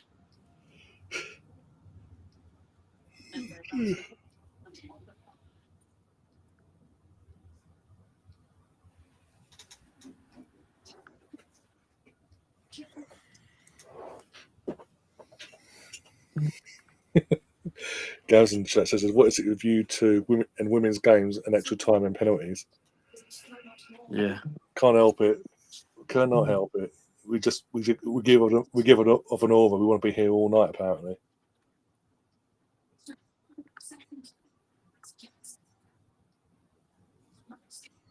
Wait till Sunday. Dan and Nick, are you talking about romance in the chat or something? What he's talking about? I don't know. Honestly. I've no idea what you're talking about. We've got Love Island in the chat. Oh God, not that again.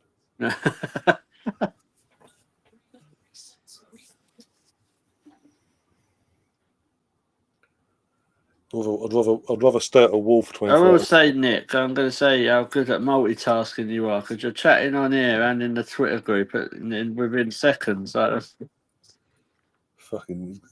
that's quite impressive. Yeah. Just a bit. Oh, this ain't good for Germany. The goalkeeper Berger's gone down. He's holding the legs. Yeah. Bit of time wasting. Probably it could be a tactical time waste, but yeah. Well, we see it daftly every other week, so Yeah. can't really complain.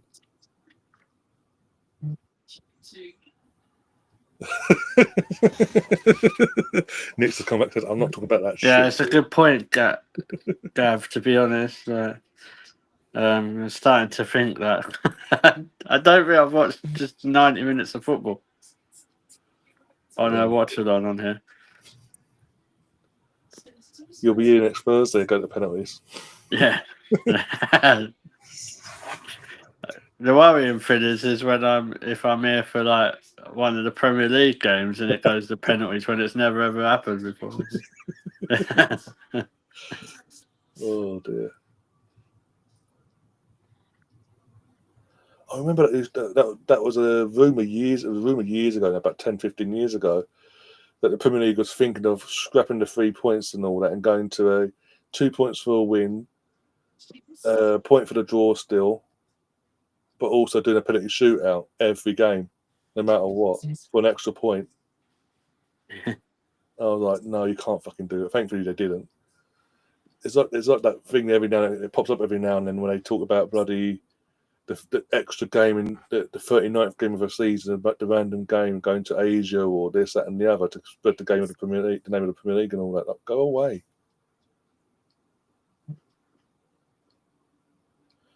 Kingdom again says, pleasant evening, everyone. Enjoying the match. Well, Gav, I could start watching Chelsea games with you if you want when you're in the cup. From the watch along, so end up going to penalties like every cup game. Yep, that's signed. We'll sign that up now. Get that contract in place. As long as Chelsea lose, we're on it. Yeah.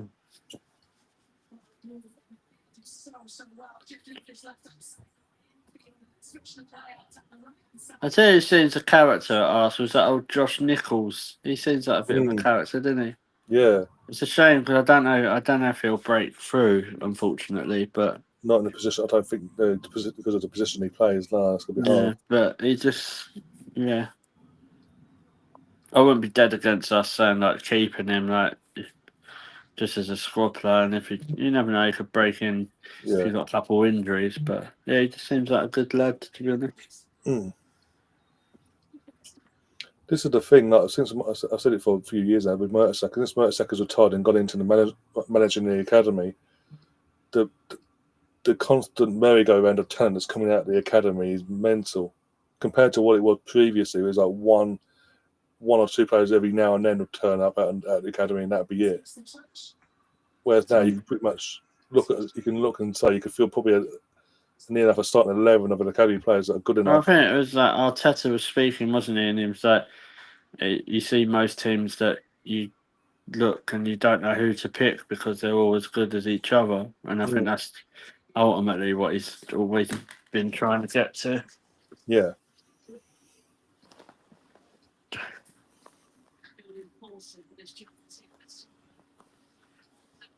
Free kick to Germany on the edge of the box, by the way, literally on the edge of the D.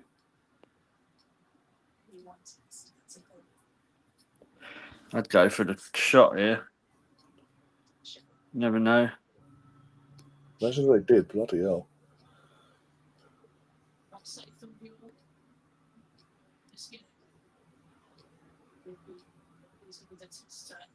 Goals only made one save in this game, so that shows you. Bloody hell.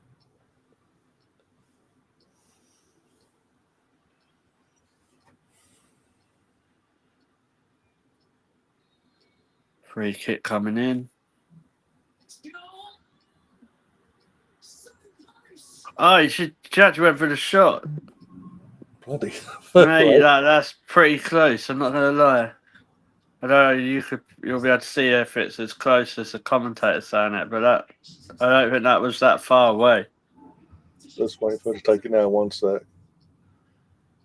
She's scrambling for that.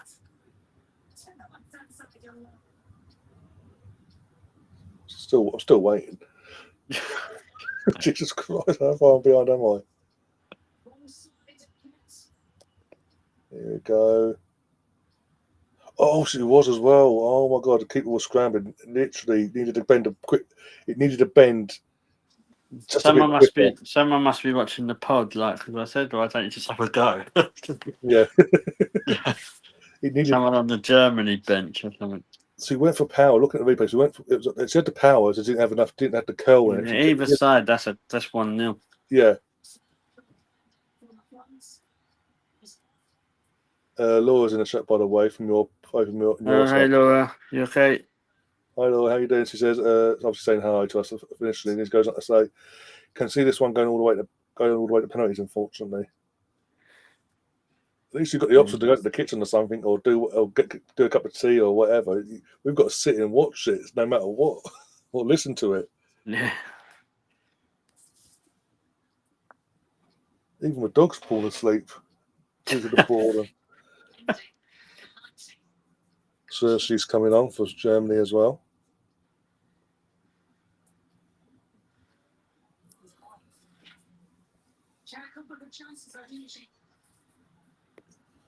Also, you go back to bringing in Stephanie. Have you not realised Saka, Ethan, Max, obviously Miss Max Doda, they're all English. Smith Rowe, English as well. Josh Nichols. Josh Nichols. I think we are bringing through. I don't think you want more of a more regular pace, but we're going to bring through what Ben we can. White. Ben, well, yeah.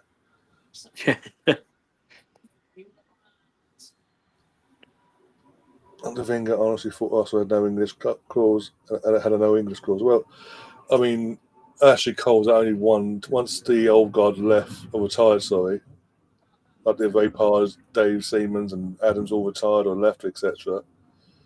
We only had that one. This is what I'm saying about our academy. Like we only had Ashley Cole to come through an academy back then, and look how long it took for another English lad to come through, and that was like Jack, and then he got his injury issues. But now it seems to be getting a lot better since Mertesacker took over the academy. Scared of him, that's right. Yeah, he walks in one day and goes, "Oh, fuck, we need to step up." Yeah. But no, I think he's done really well.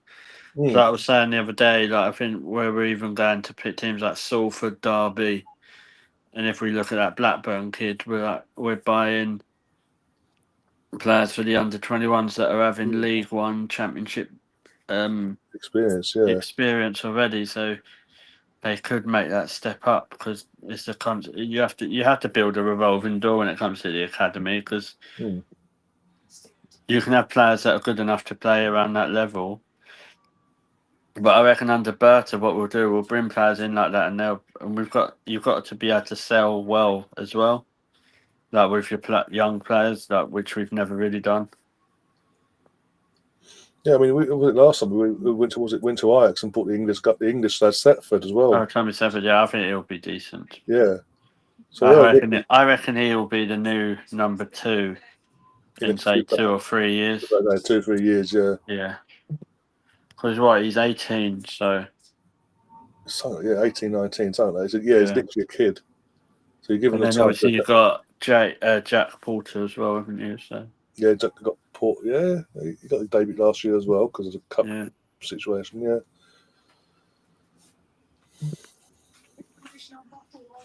I reckon you'll see Matt Downham play in the cups this season.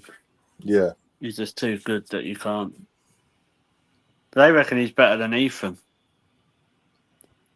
Fucking that's a call. Yeah, do you know what I mean? Which says it all. I think we'll see a lot of Max on the bench this year as well, just for the match day experience and all that, to give the feel and all that, and then you'll see him in the games where we can afford to throw him on, say for example like the Burnleys at home or things like that, against the teams that are really struggling. Is at home and there's like 5-10 minutes to go, 3-4 up. You might see him come on for them sort of games as well. Yeah, just for the experience and to build his confidence up and get him, and also let him know that we are serious about having him part of our future, basically.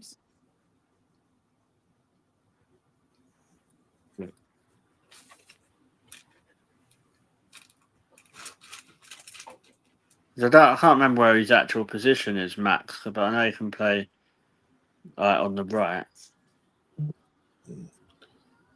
Well, I watched him in the Youth Cup, the FA Youth Cup. Was it semi-final against United? It's quarters or something. One or two last season. He's basically playing for the middle for that game, like the cam role. But yeah, I don't. As I say, I don't watch the regular. 4 minutes added on. 4 more minutes on my days. But I think it's interesting today. I know it's pre-season, it's a friendly and all that, but it's interesting to see him be brought on in the place of Saka and go out on that wing. And he looked okay. He looked business. He didn't look phased at all. No. He did ask questions of the Milan defence.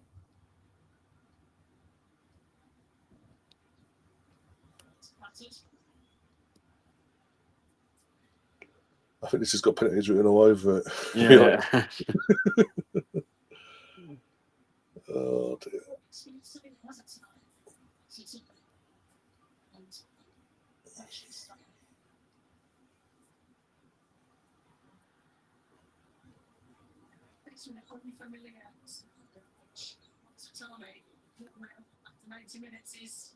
Stefan says, first 13 and a half hour more water torture.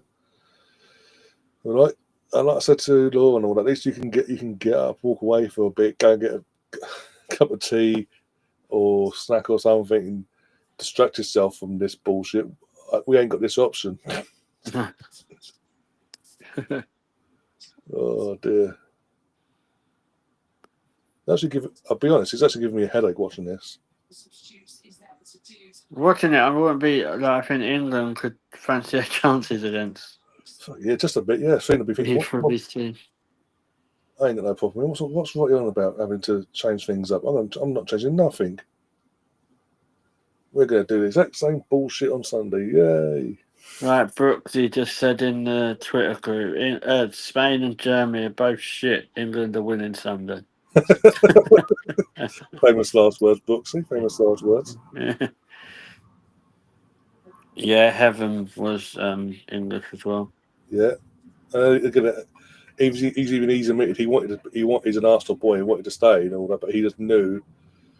He just wanted to play football. He wanted to play, and obviously he knew immediately he'd get in the starting 11 at United immediately. Whereas at Arsenal, he'd have to wait his time basically. Which you can't really blame him. Laura says, can't take any more pens in this competition. They've all been terrible. Nor can the players, Laura. That's the irony behind it, yeah.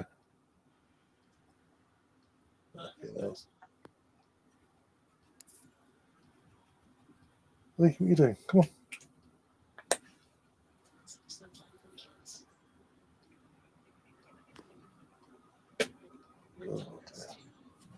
Oh, you want to come up? Get down. Let me turn around. Let me turn around.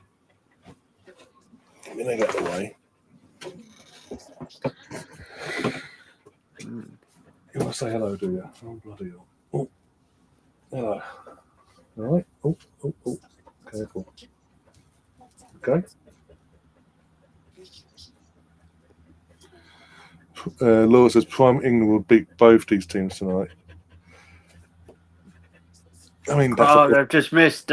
Germany should have won it. Bloody hell, you bastards! Could have put us out of our misery, but no, can't do that now, can we? It's your fault. Right. That's an amazing save. She's had fuck all to do in this game. Just gonna see in a sec, one sec.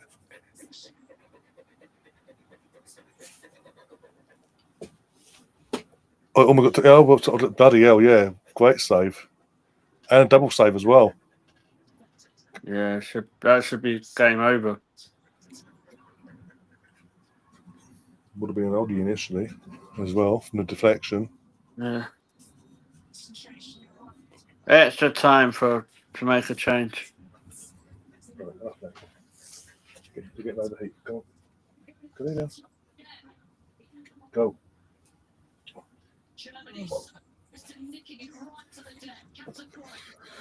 Oh, dear. Great save that Spain kept him in that.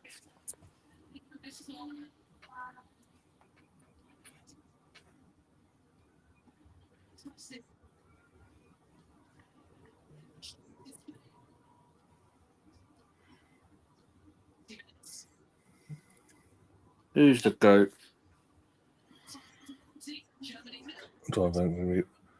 There's a discussion between a couple of them in the chat. Who's the GOAT between Beth Mead and Chloe Kelly for England?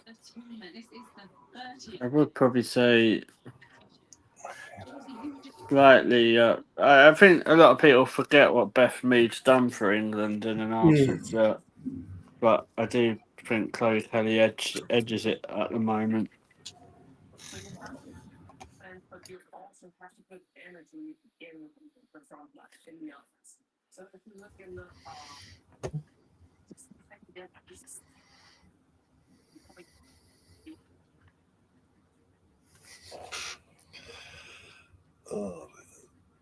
One goal as extra time, yeah. Also, I think Noah said it before in the chat as well. Like Spain are getting very frustrated. It's telling as the game goes on. They're just not being allowed the opportunities they would do early in the competition.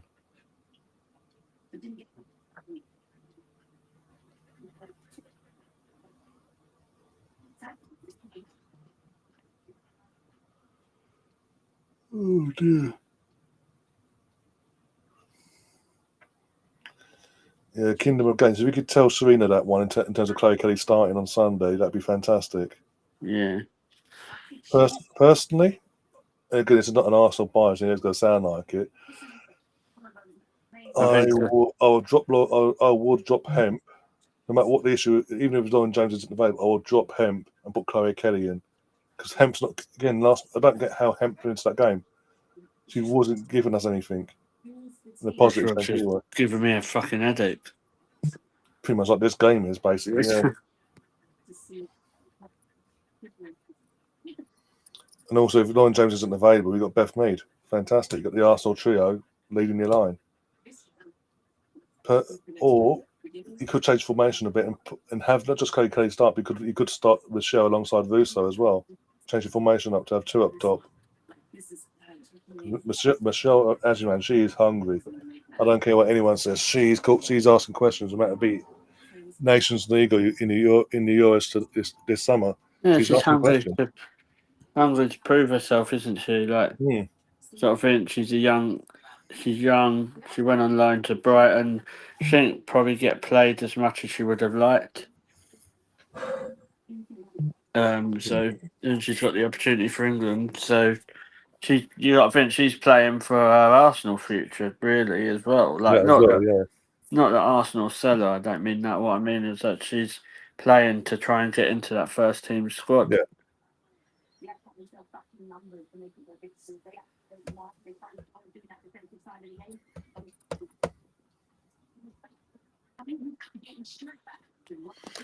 Laura's also saying Beth has gone under the radar this Euros. No one has picked up on her work rate on the lead up to most of England's goals. I don't know because it's not the shiny new title she was in bloody 3 years ago now for the last Euros when she actually got top player of the tournament and won us the competition and all that effectively in terms of her performance all the way to the final. Yeah. And the golden boots. They forget all that because in between all that, obviously she has her ACL. Everyone expected her to come back to be the same, but it's not going to be like that mentally. She's had a lot going on since the Euros in terms of not just the ACL and the recovery, the rehab, this, that, and the other. Obviously, she had stuff going on with her family, didn't she? Didn't she have bereavement? Yeah, a bereavement to the family side of things, and obviously in the same time she's going through what she was going through with ACL. Her partner then gets an ACL, and they're both having to go through that together. And then you got, as I say, in amongst that, she then has to suffer what she suffered in terms of family bereavement, and then still find a way to come back mentally and try and come back again, basically.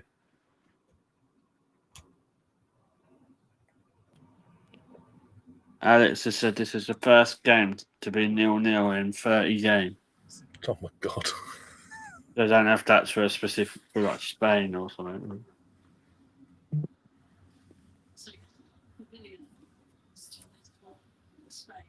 Yeah, I think it's Spain. First game in 30 games to be 0-0. Well, at least Germany have shown Spain can be contained and frustrated. Problem is we can't defend. No, because Serena doesn't want to set a team up to defend, basically. Let's be honest. God forbid. Again, 3 years ago, we never said that about the Serena team of England. Like, we looked solid as a rock. Like, from back to front, we looked like the complete team that you'd want. Then that World Cup came along. With the obviously loss of Leah, didn't have Leah. BF didn't make it back in time, and the way we lost it, and obviously get to the final still, but still, and losing the way we did, we've just never been the same since. We've literally been Jekyll and Hyde. One game good, one game bad, one game good, one game bad. I've just not got a run together like we did going into the last Euros, where we were literally unbeaten going into the Euros and throughout the Euros. The momentum was not with us, basically. And even in this tournament, we've not played our best at all. More so than the knockouts, we've made more hard work than we didn't need to. Even last night, we didn't need to do what we did, but we decided to do that. The fact that it was up till 0-0, it was scrappy as anything, and then Italy scored, and we decided, oh, now we attack, guys. Now we attack. Let's try now. Yeah, I don't necessarily agree with what someone's put in the chat. Germany are playing for penalties. I don't agree with that. They're just attacking now as we speak. Yeah. They've had some couple of really decent chances, like to actually go for the win. So, Laura's also asking, lads, if this goes to penalties, what keeper is coming out on top?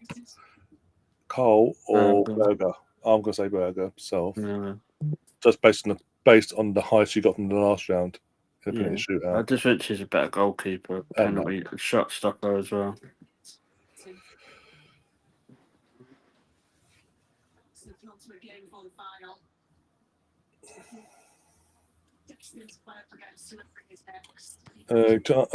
Gav's asking, do you think a player who's in the Premier League will ever come out? Not whilst playing in the Premier League, no. Come out where? Oh. There's too many Neanderthals, basically. Or well, all jokes online. aside, like you look at, was it Schweinsteiger? Hitzelsberger, sorry, yeah, like, but he done that when. Once he went to the MLS, once he was outside the Premier League, yeah. So I'm not sure. I just think there's too many trolls and idiots to. Why would they? Like, people should be able to be what they want to be, but yeah, there's just like too many idiots out there.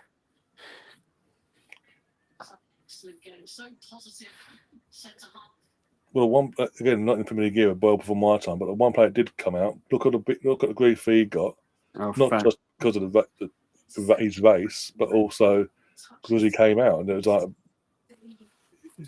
passionate. His brother, wasn't it? It led to his untimely death and all that as well. If you know, you know. And that was without bloody social media and all that. That's a day to day, like going to do your job and having to face the fans in the stands and all that. It's tenfold now with social media, because as I say, you've got idiots out there, be it on Twitter, Instagram. You'd have to come up. So for a player to come out in the Premier League era as we speak, they'd have to be not on social media basically, and have a very thick skin on a match. Yeah, it's a fair point actually. Laura said there was a Blackpool player that come out, didn't he? Yes, I think they were League One, and because again the tension's not really there, and you're getting the support. Great for him to be able to feel comfortable to do that as well. What was it? In terms of rugby, Gareth Thomas back in the early 2000s, he came out after being married for years to his wife and all, and having kids. Obviously, he came out, but he said the only reason he came out because he felt comfortable that within his teammates, from his international club point of view, that he wouldn't be judged basically. Yeah. But got too many from a Premier League point of view, because of because there's idiots and social media companies don't want to do the right thing by victims in general, be it in the public eye or not. You've got, as I say, trolls behind their keyboards that do whatever they want to do and get away with it. Not think about the lasting effect mentally it's going to have on the said person.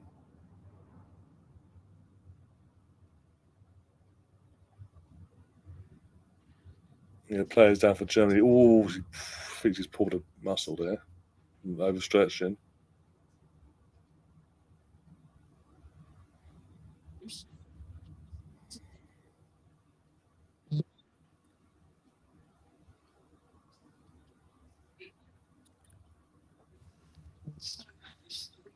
I think she's possibly overstretched there and caused herself. Yeah, she's going off. I think. Yeah, Lyman's coming on. Yeah, she looks like she's going to go off here.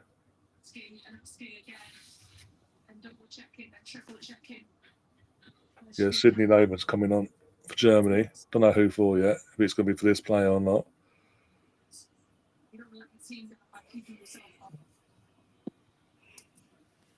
It looks like she's going off. She's in tears, so it looks like she's going off. Number 23.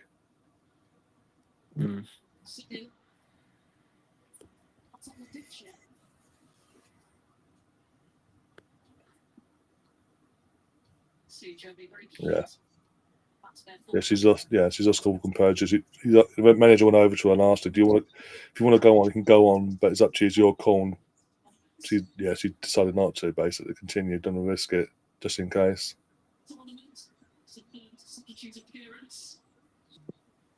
Yeah.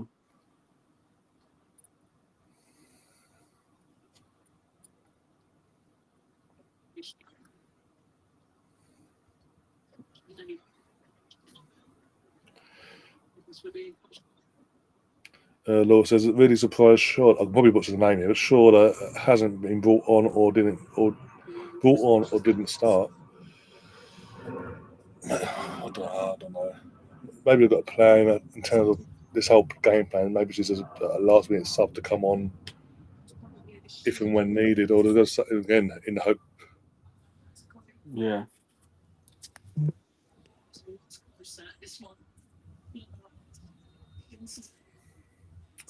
Players getting a leg tied up, bandaged up now, around a knee. Emerson says it looks like it's ACL. I hope it's not an ACL. Because she deserved to walk off. I hope it's not an ACL. Yeah, when she's able to walk off, I'd be surprised, but in saying that, Leah walked off, didn't she? But with a bit of help, she walked off, didn't she? When she got her ACL, so you never know. It depends on how. It could be just a pulled muscle or whatever. I hope it's nothing, as I say, of an ACL level. Yeah, fingers crossed.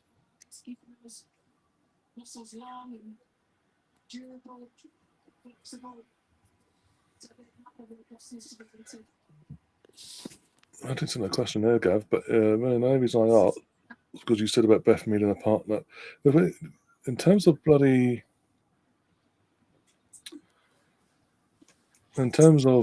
ACLs, I mean, it's been a regular thing for the last 5 or so years now. Let's be honest. We've got to remember, in terms of men, it's not as regular, but there was a phase in the last 18 months where ACLs in the men's game was a thing as well. Yeah. Tyrone Mings done it, didn't he? Tyrone Mings, Courtois, Perisic, or literally in training as well. Not even that, but in football match, in training, just done their ACLs. Obviously, Julian Timber, that's 45 minutes into his debut. Yeah, I was at that game.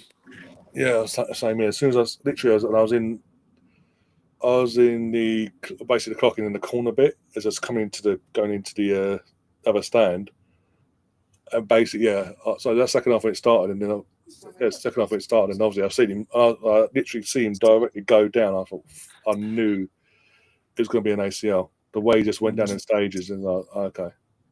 Basically, yeah, Gav, I get what you mean. Like, obviously, in the women's game, it happens a lot more.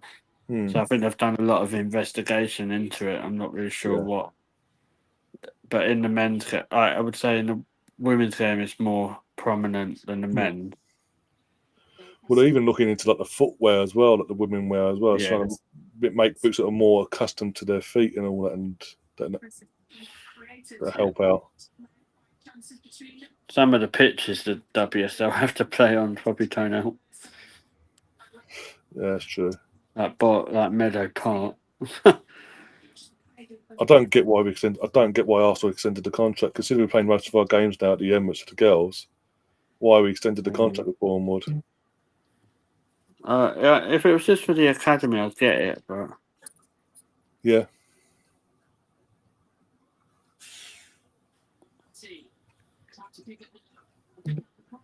What are you doing? Well, Matty just crossed it. Nothing really happened. It's got fun up in the air, yeah.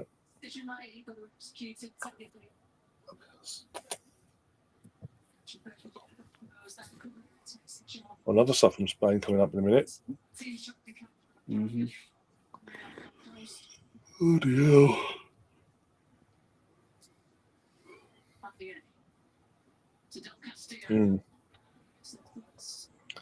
Laura says that you know straight away with an ACL, especially the expression on the player's face when it's done. Yeah. Yeah.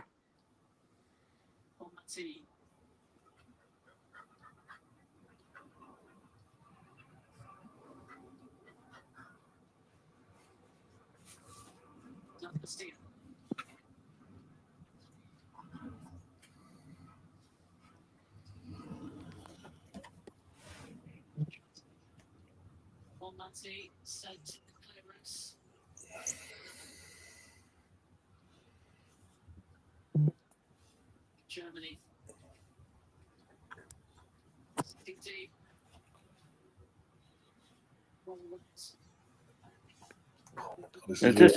They're just absorbing the pressure, Germany. Like, yeah. Absorbing it, soaking it up, and then and when they get the opportunity, they lump it forward for the counter attack.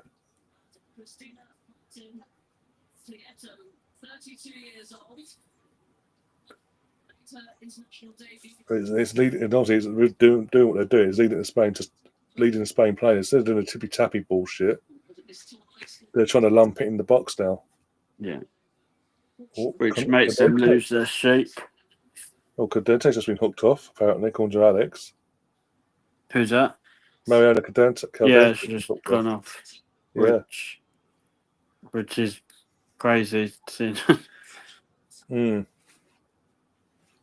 Especially if it goes to penalties, and she's a good penalty taker, 9 times out of 10. Yeah. Martin Fertolo has come on in her place. Probably butchered the name there, but I don't care. Wait.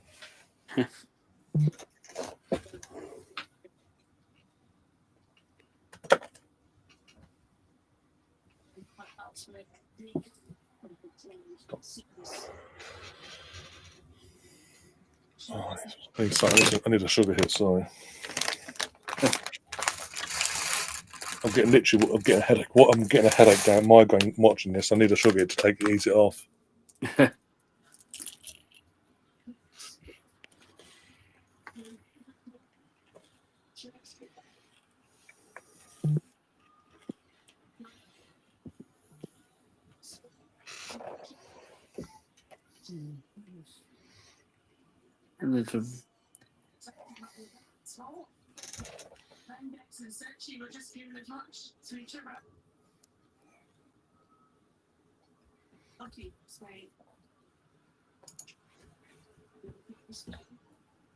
Corner kick, Spain.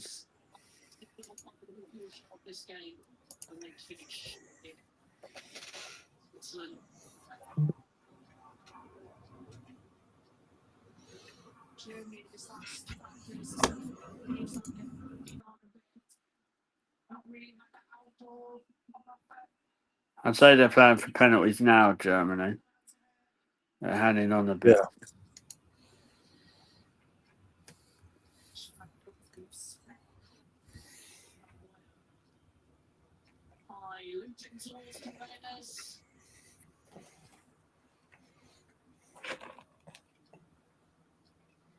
Don't want you mean, most of the Arsenal players play for the entire match, basically. for their countries.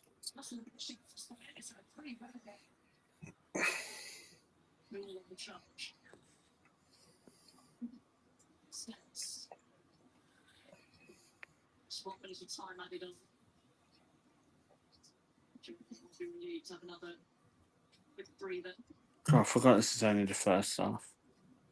It's been that bad, I know. Oh dear. 1 minute added time as well. Fuck it hell.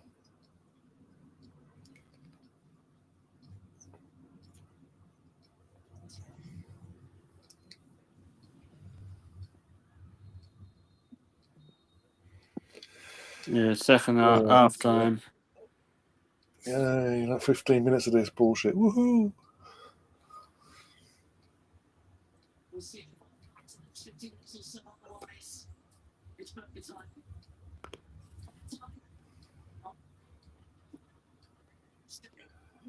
Oh God. Well, Josie has just asked for what was it?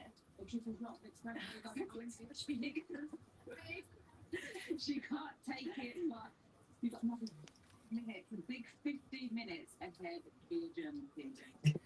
I reckon so, Nick. I reckon so. He's Nick's saying penalties incoming ? I reckon so. Probably.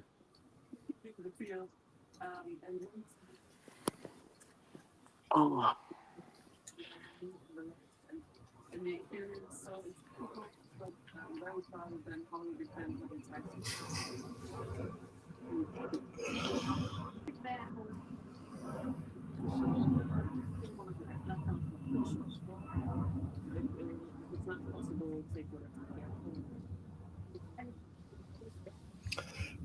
Tom in the chat said England should be awarded the trophy just because Europe has had to sit and watch this. Yeah. Yeah, fuck the final now. This is it, done. Dad, I can't see it, mate. Neither of you go through. For fast forward to Sunday, give them the trophy and end it all there and then. Yeah, sometimes there's reasons I'm glad I'm blind, and this is one of those reasons. I ain't got to physically watch it. Laws also says there's genuinely no one on that park right now that you could say would be able to make a difference in the next 15 minutes. No, No. not the way they're playing.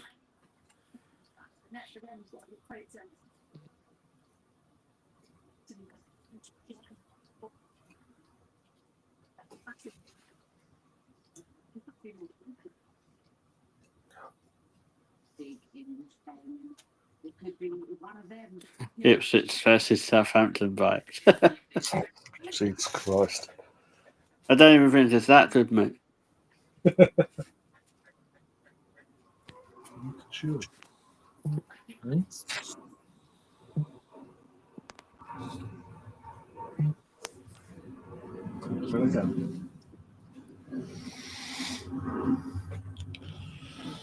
Oh dear, just put that as our misery, just to call into this and give us a penalty shootout instead. So, hey, Mr. Tom, hope you're doing well, mate. Hope you're staying out of trouble, not upsetting any wrestling fans. Give him time. Germany wasted the opportunities for themselves. Oh dear.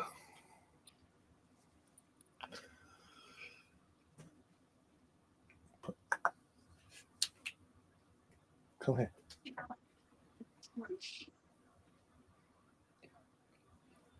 Yeah, second half underway. Got another 15 minutes, and hopefully we'll be somewhat close to the end in this. I generally thought this would be a better game than what it has been. I thought it'd be an end-to-end goal fest, to be honest. But I thought it'd be cagey, but not this cagey. It's cagier than I was today in my meeting. To show that frustration, how many times you've seen players chucking back. Laura said as well, some of the German names are genuinely quite funny. I wonder which name in particular, Laura. Oh dear. Tom says hello to you as well. Upsetting wrestling fans is my favourite thing to do. Yeah, Mr. Tom, I know that. I've seen some of your victims online, so it's fine. Hope you're good though, mate. Laura, the German player's names is fine because when we do a podcast, I'll let you do the pronunciation. I'll be tuning in for that. Yeah.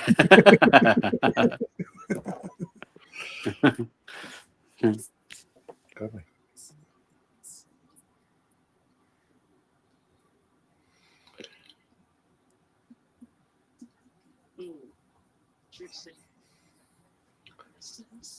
What's this about, Gav? See the war between some of the Spurs YouTube channels. What's happened, Gav? Give us a bit more information. I have no idea. Probably all fell out, like Yeah. like when you're at school in the playground and one side ain't talking to the other. Yeah. If it involves expressions, I'm not surprised. Laura is coming back to you and says they sound brilliant in a Scottish accent. Yeah. Yeah, that's what I imagined it. So.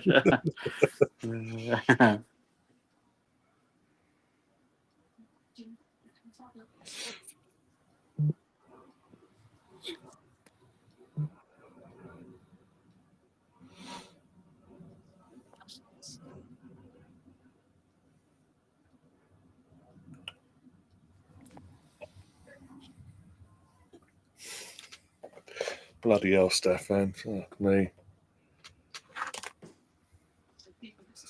I was sure would have been offside anyway if that had gone in. So, okay.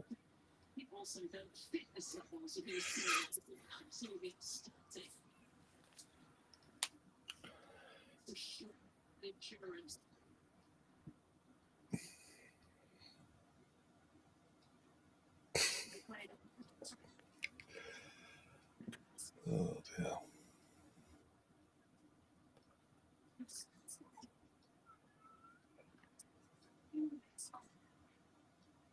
Hopefully Sunday's not going to be this boring. Jesus Christ. Whereas England obviously won't be boring. It'll be fucking drama all the way.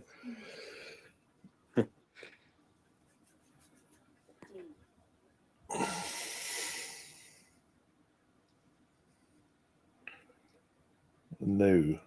Spurs talks football and Sava, and 3 overs brought Henry Wright TV and changed it to the Spurs 5, and it all kicked off. Okay. Send me a link on Discord, Gavin, and I'll check it out. But nothing's better than getting a drink to one side, bit of popcorn and all that, and watch the Spurs fans fight amongst themselves over the most meaningless bullshit. I think Frank will have a bit of a struggle at first, but he'll get there eventually. No, he won't. He'll be perfect. He's amazing. How dare you say this? Blasphemy.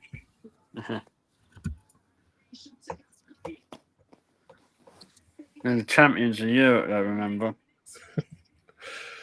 Oh dear. What was it? The Henry Talks football one. He was on the football channels yesterday. He's like, part of the panel. He's like, don't forget we're champions of Europe, guys. And the Liverpool fan piped up and said, "You're as much champions of Europe as Leeds are champions of England." That shut him up quick. Trust me. Sorry, Tom. Yeah. Oh dear. You can again, Stefan. I know about this. I know about your sense of humour. I just can't read it out. Oh, YouTube will come after me. They will not hold back. Trust me. I spent most of last week, bloody appealing a copyright strike from a fucking third fucking party, for fuck's sake, for the fucking umpteenth time over the Canon and Jonesy show. Sorry, over the fucking music. The same fucking person every fucking week. Yeah, careful what you're googling, Dan and Nick. I don't want no Pat Butcher stuff coming up again. I don't know what's worse, Frank Butcher or bloody or Pat. Which one's worse? Or both? Depends who you're asking. With Pat Butcher, do Yeah.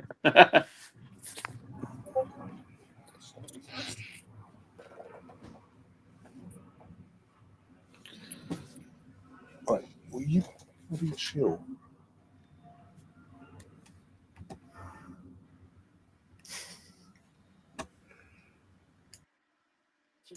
I'm not answering Gunnar Nick because that would help out Laura massively when she goes to pronounce it on George's show later on in the week.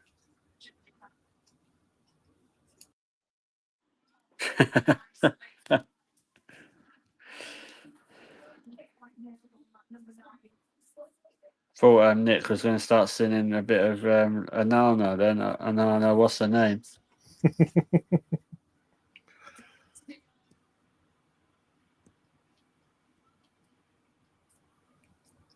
Castillo's got a chance. No, not anymore.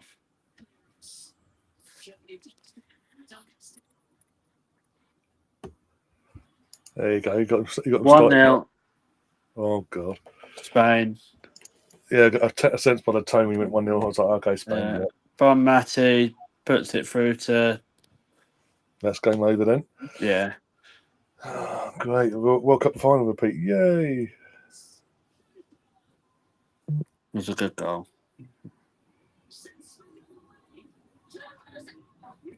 What was Germany doing there? What the hell? It took off deflection, I think.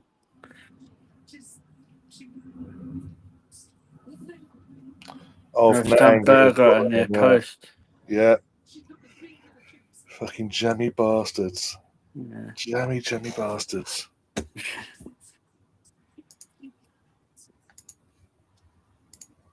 But I'm sorry, that's Germany's fault there. Of all the praise we give them tonight in terms of defensive and not containing for straight, what the hell are they playing at, messing about the ball like that?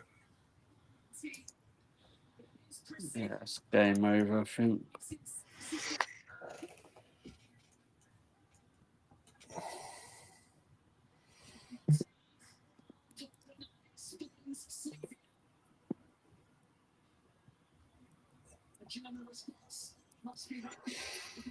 Oh, dear.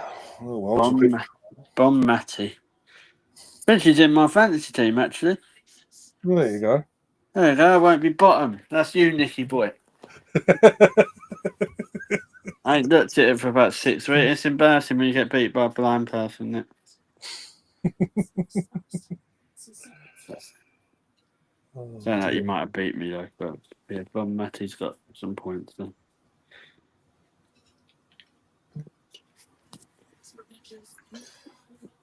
Yeah, Schuller's been thrown on for Germany.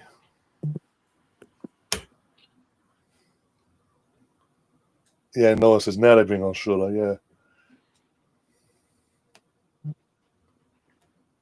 We've only got 6 minutes to turn it round. Somehow.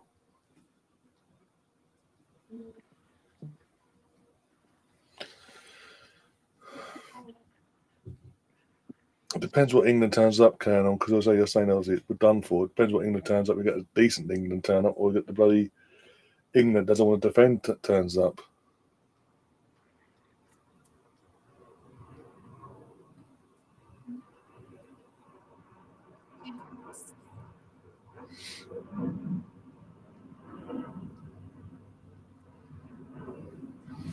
Or Nick's getting the excuses in as well. He says I haven't been on there since it's set. I set it up. I forgot all about it apparently.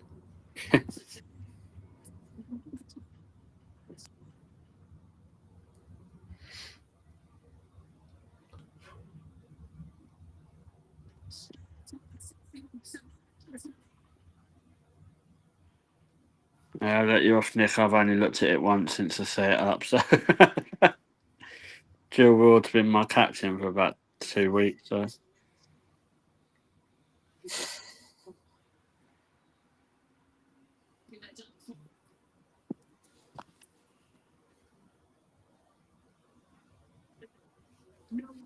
And that's why Bon Matti gets the Ballon d'Or on performances like that.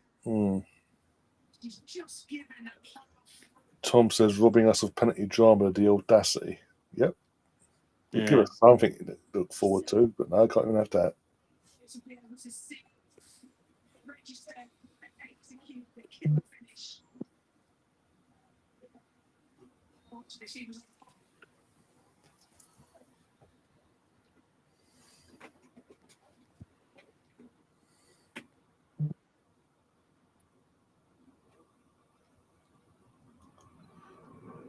This poor goalkeeper. I don't know. Did they take deflections? Have a look. Okay, that's not the best angle to show it, did not. Keep showing the goal. Can't tell if it took deflection or not. Oh, they said another chance, Jeremy.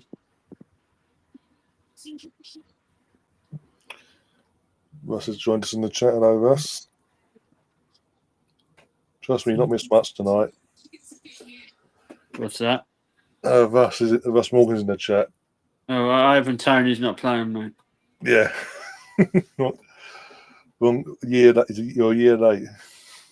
Ivan Tony and a big fan of Madawaki, old Russ, isn't he? Oh yeah. Number one fan. Good goalkeeping again from Spain side.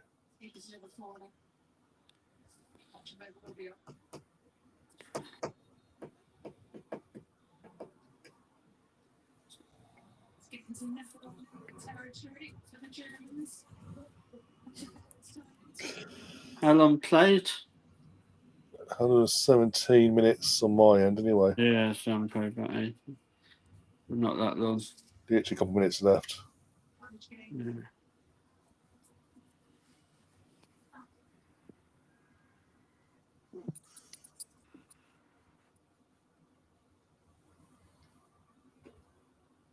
Oh dear. Nick says as well, somebody needs to remind me weekly for the FPL when it starts. Please, George, Ryan. What? He's asking one of us to remind him when the FPL starts for Premier League. He wants us to remind him every week to check your team. Yeah, don't worry. I think there's going to be a thing on Discord. I'll put the deadlines in there, mate. Yeah. Unless you're beating me, then I might just forget.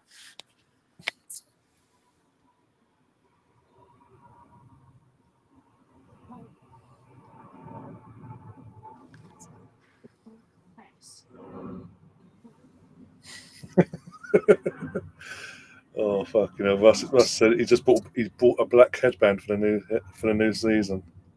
Better have. I want to see pictures and videos of that, Russ. Yeah.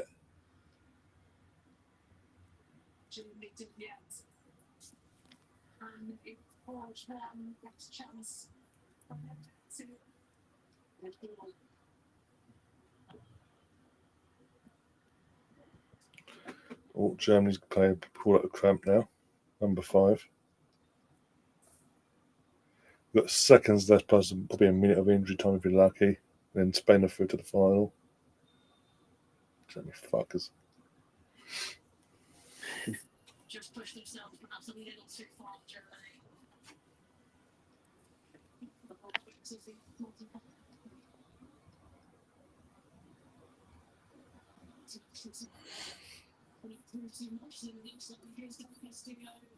This could be.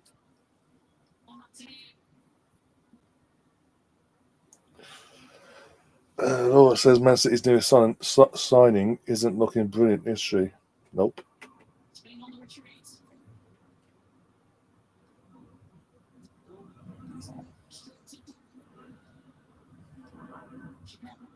Burgers just kicks it out right to a Spain player. Oh, for God's sake.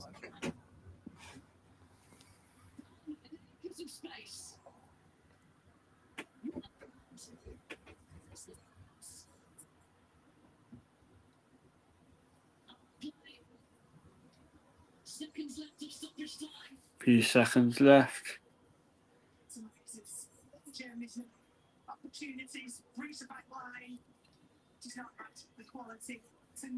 Like that moment you'll see there, Ryan, is that she was in loads of space and it just come to nothing. That's just Germany for tonight, I think. Yeah, all over. There you go. Spain get to the final. Play England. We've got a repeat of the World Cup final coming ahead this Sunday in Switzerland. That's going to be fun from an English point of view, isn't it? Not. the way we're playing in this tournament anyway. So that's going to be interesting. How Serena needs to sort of get ahead of her ass and take risks, so to say. Yeah. Yeah, it's going to be.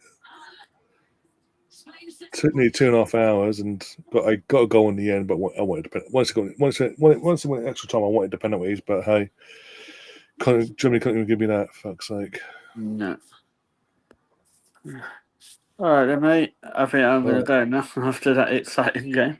Yep, don't blame you. I'm going to get out of here as well because my head's hurting after watching that. All right, catch up with you guys soon. Cheers for guys in the chat as well. Yeah, cheers, guys. Everyone that's watched, either on X cheers, or mate. over here on the YouTube channel. If you haven't already, please hit the like button, subscribe, all that jazz. Share the content around as well. It's massively appreciated. If you could do that, I will be here back again on Sunday for Arsenal Newcastle pre-season friendly at 12:30. Then around 4 o'clock UK time, I'll be going live an hour before kickoff for the England versus Spain Euro final. We'll be more praying now more than anything that a miracle happens, because give Spain their credit, they are, they're levels ahead of us on their day. Just the last two games have shown basically you can contain it for so long with Spain team, but they will find a way. And now Serena's got literally days to figure out a way to contain and frustrate and take advantage of the frustration and get us to defend our trophy basically somehow. Players are doing a shirt swap as well. Berger swapped her shirt with, I can't see who the player was in the end.